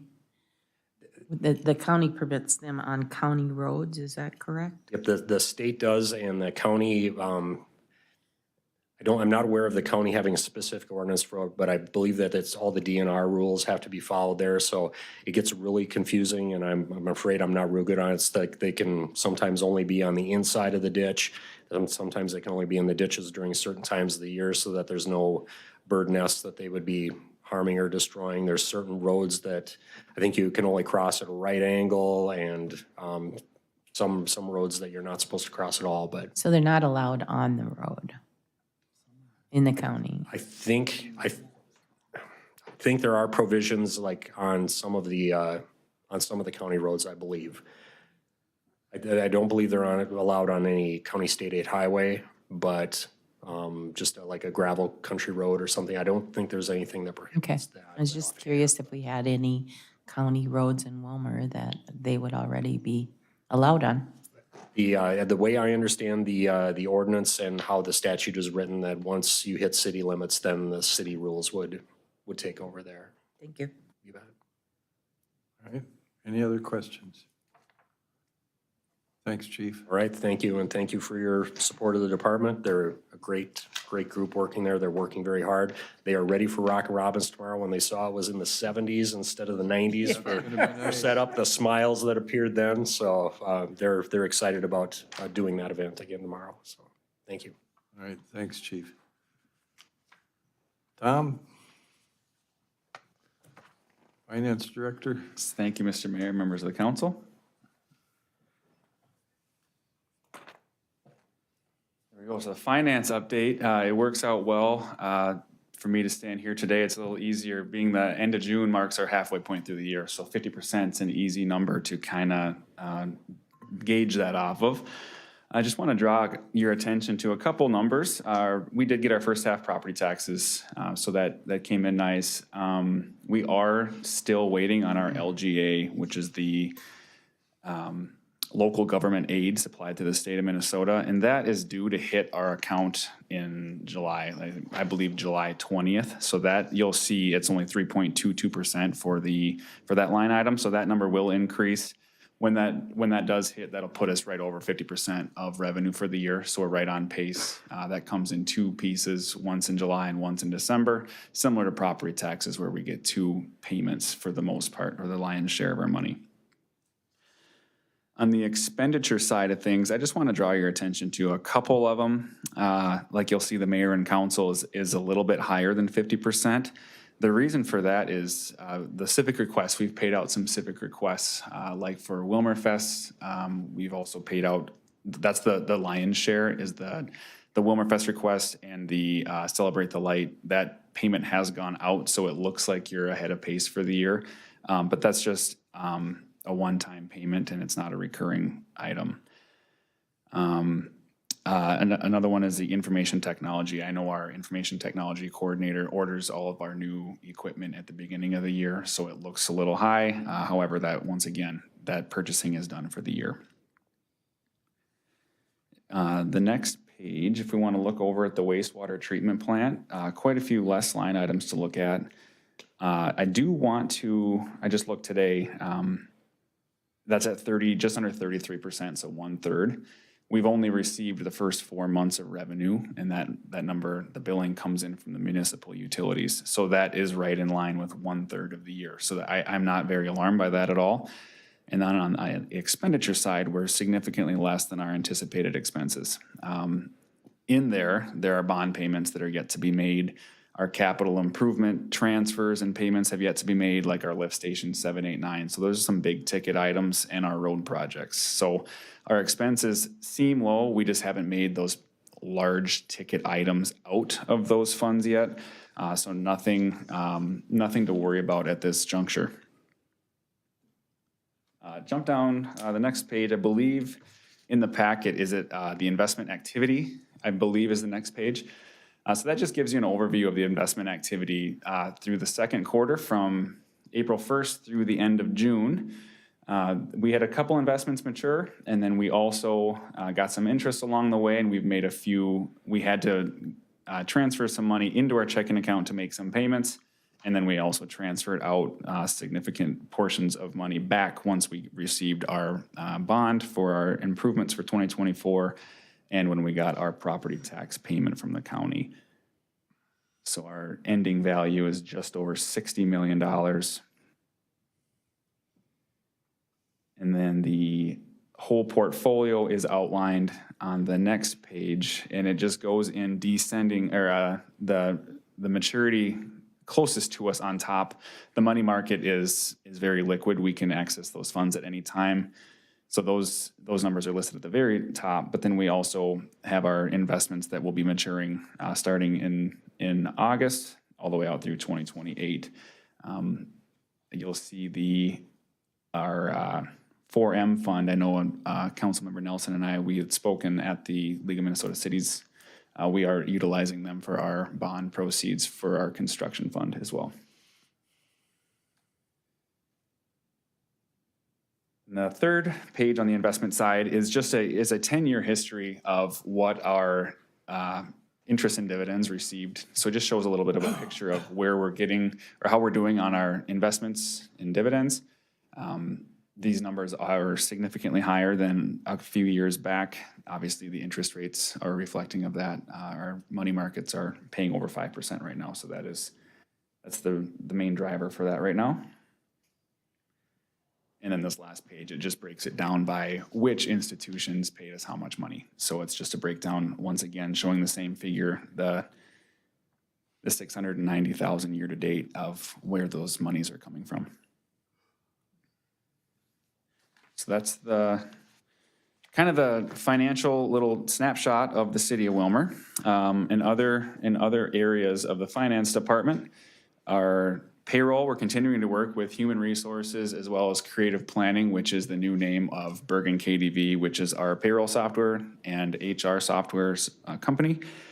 A large task lately has been onboarding our summer help as well as all of our election judges. That's a pretty big undertaking, a lot of paperwork coming in at one time, getting people used to it, and it's also just going away from paper, going to all of electronic onboarding. So there's always little hiccups here and there, but each day we're getting a little bit better at it, working with them. And just for an example, we had on our last payroll 110 full-time employees, but we had 131 part-time staff. So our numbers swell quite a bit in the summertime with all of our part-time staff coming on board. Moving on, the audit, Westberg Eichens has done some field work in City Hall. They're working on that. And right now, as we launched our new Tyler or Munis enterprise system, they're working on 11 months of our old legacy system for data and then 1 month of our new system. So they're kind of putting together two systems into one, and they're learning all of our new accounting numbers as well. They will be to council to report when they're completing with their audit. And on to budget. That, I believe, actually is our next agenda item, is to call for a work session to go over the very preliminary part of the budget. Mostly will be our capital improvement program or CIP. So that would be our next step as the council. The departments all submitted their requests that was due yesterday. So we'll be able to start compiling that internally and get the preliminary look for the 2025 budget in front of you all. So any questions? Questions for Tom? Thank you, Tom. Christopher?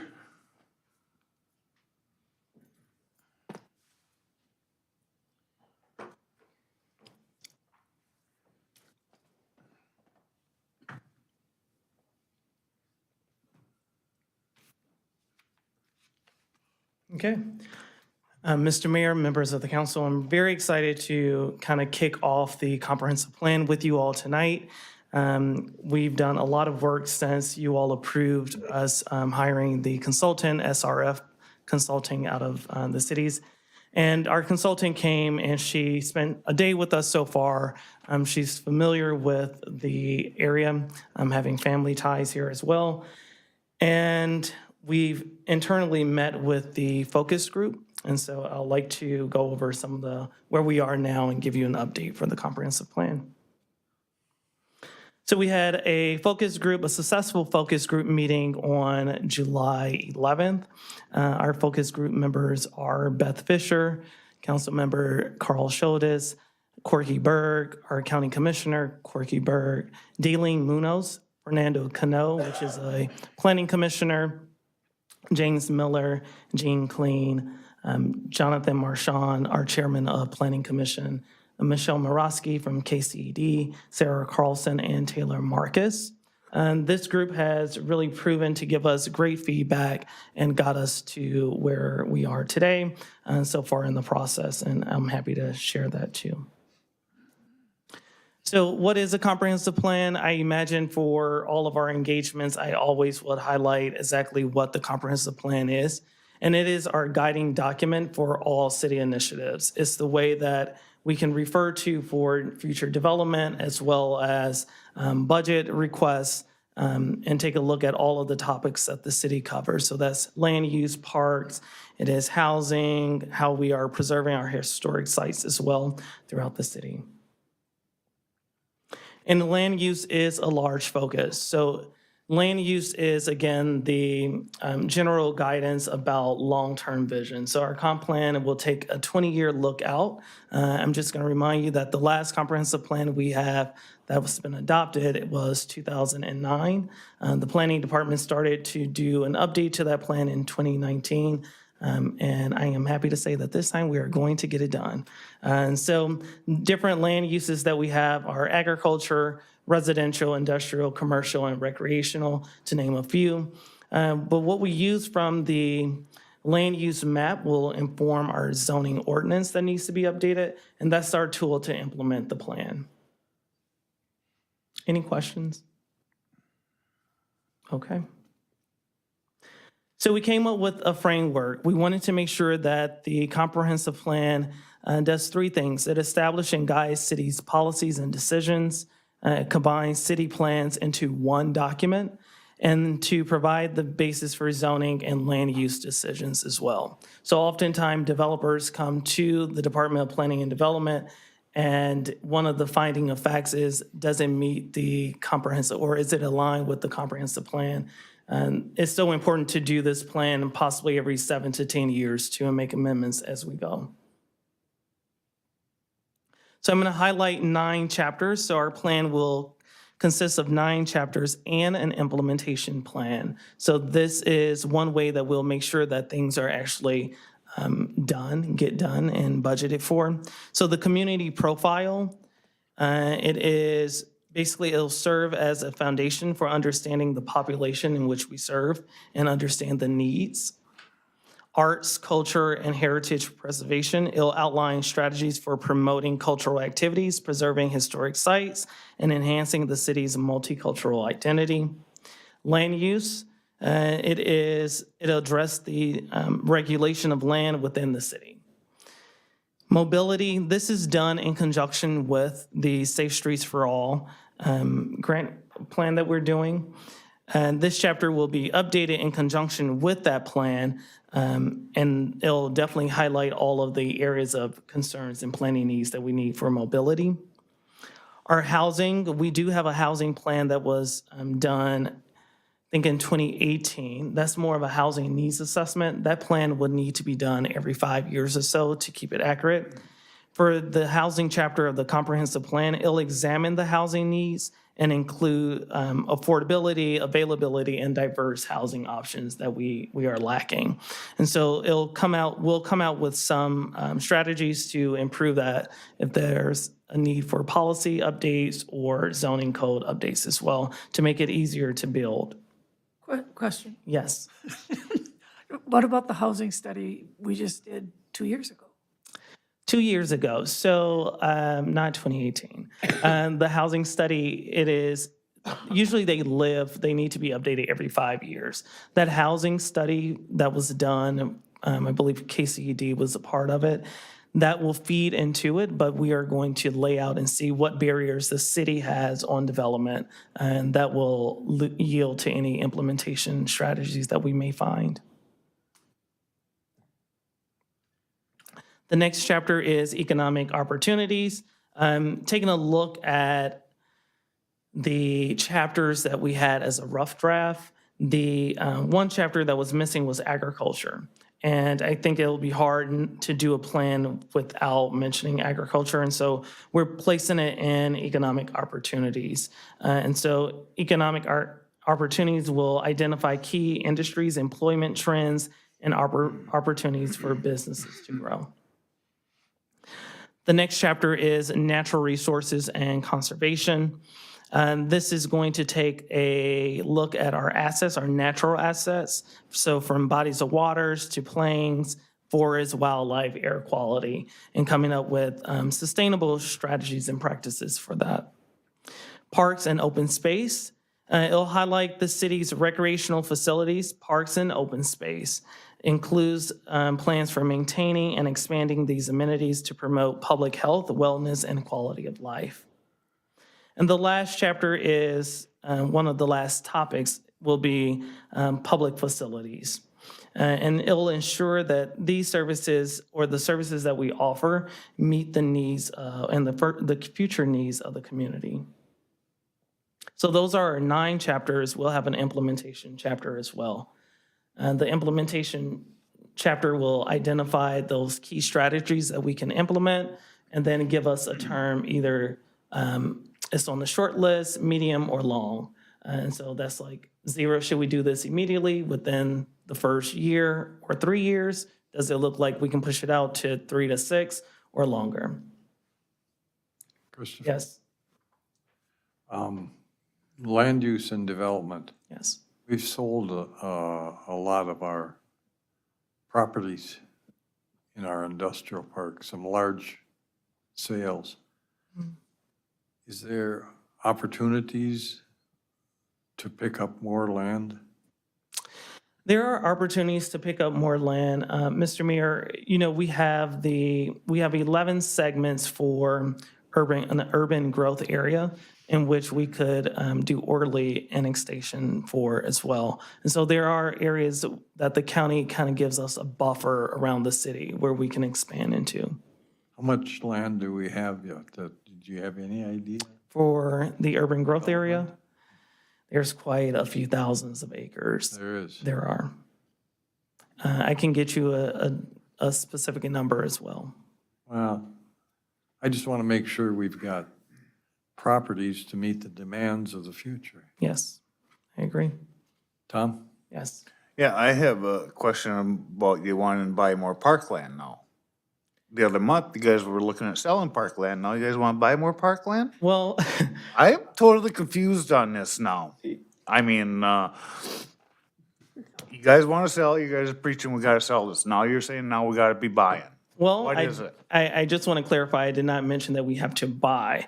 The Parks and Open Space chapter would allow us to look at highest and best use for some of our parks and prioritize some of those parks, meaning should they be expanded? That's not what you said. You said we. Allow me needed to add finish it. just a second, Mr. Butterfield. So the Parks and Open Space chapter, I imagine, would yield a master plan for the parks.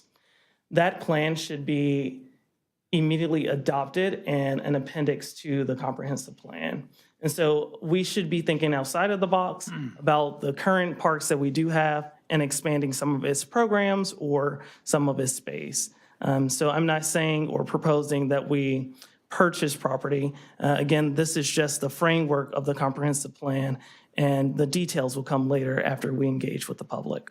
And Parks and Rec is updating, or they're doing a new comprehensive plan. Correct. The board does want to. Okay. Audrey, I'm sorry. I think we talked about this before, but I think for us to understand the inventory of what the city owns, whether that is parkland or whether that is just land on open spaces kind of thing, I think we asked for that at a previous time to, I'm not sure if we can, just have a map that shows us what we have.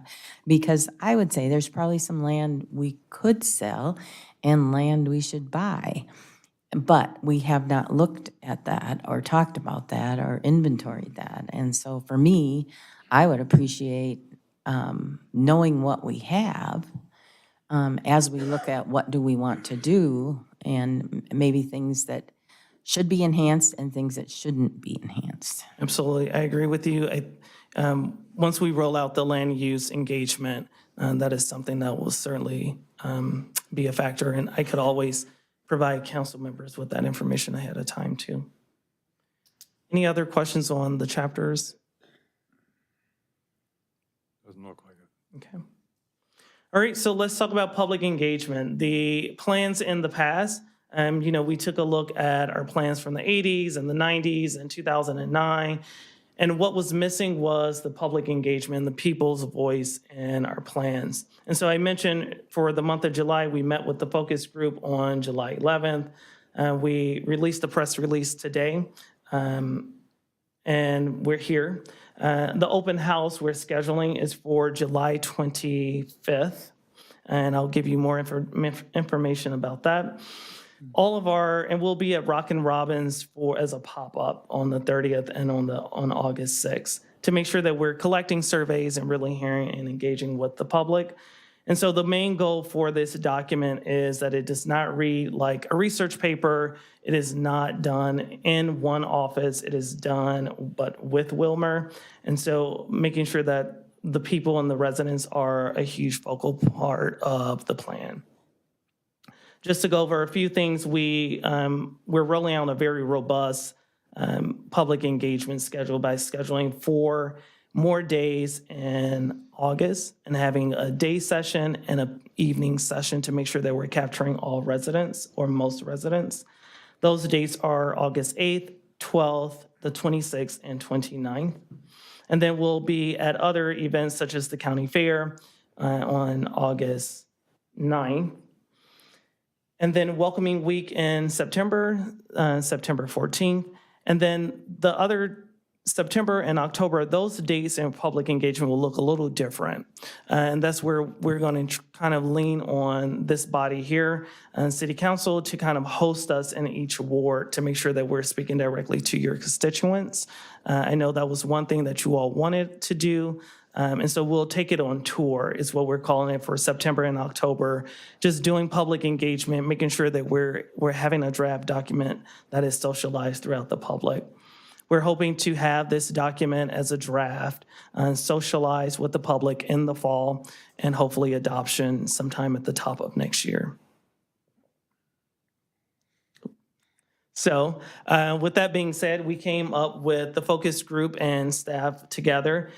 Feel very strongly about standing out and making sure that this plan is people first and policies are created by people. And so we are naming the plan with Willmar,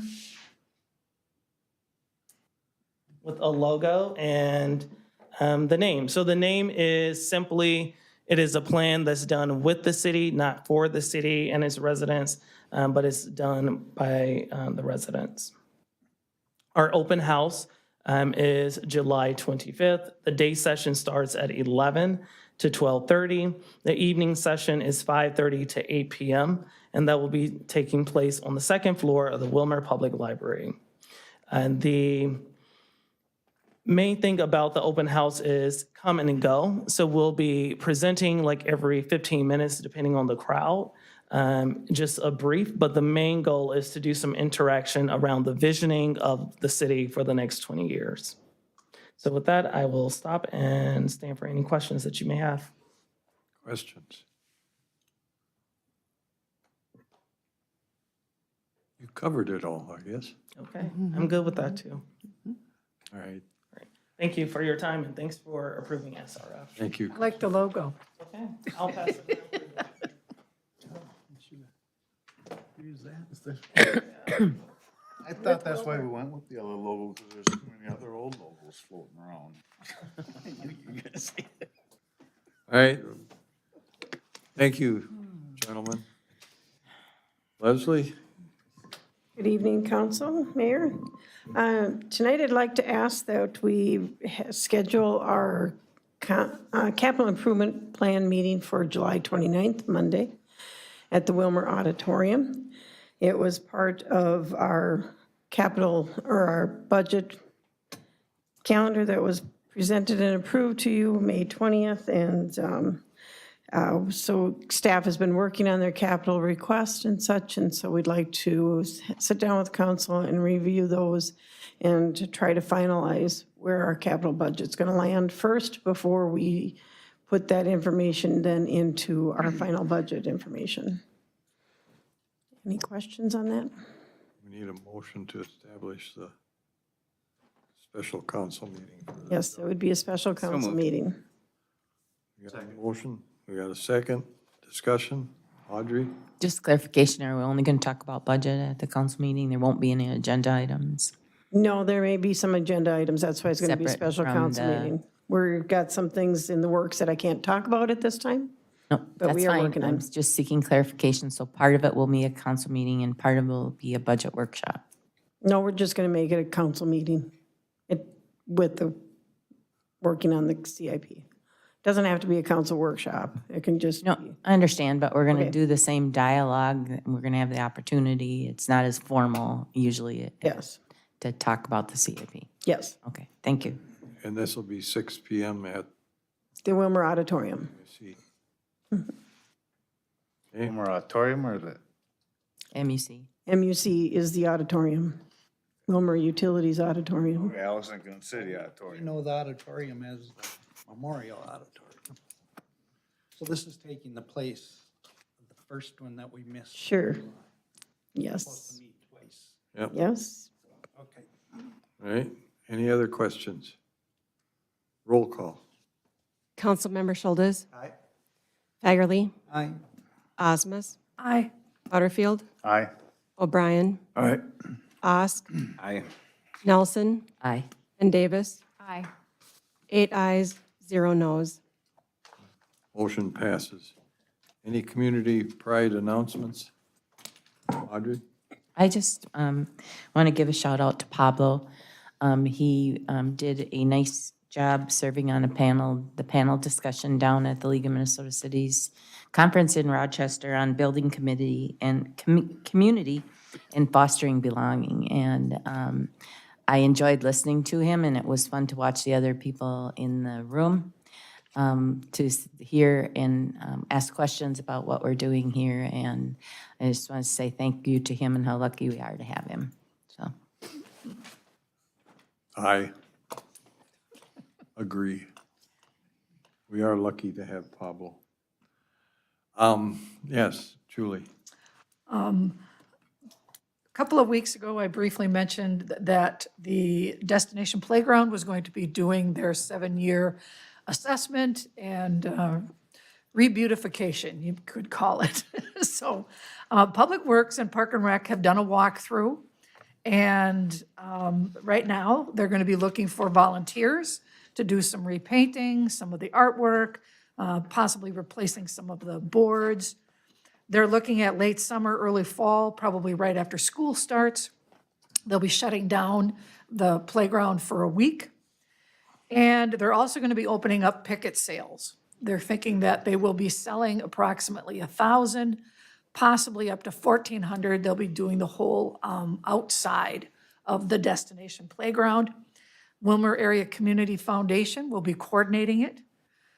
And out at Rockin' Robbins, they are going to have a booth where people can sign up to volunteer when the date is set, and then also to get some information on the pickets. So look for the city and Willmar Area Community Foundation booth out at Rockin' Robbins. All right. Thank you. Anybody else?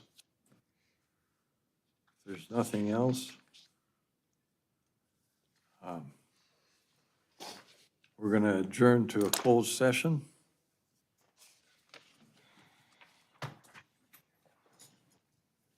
The agenda item is threatened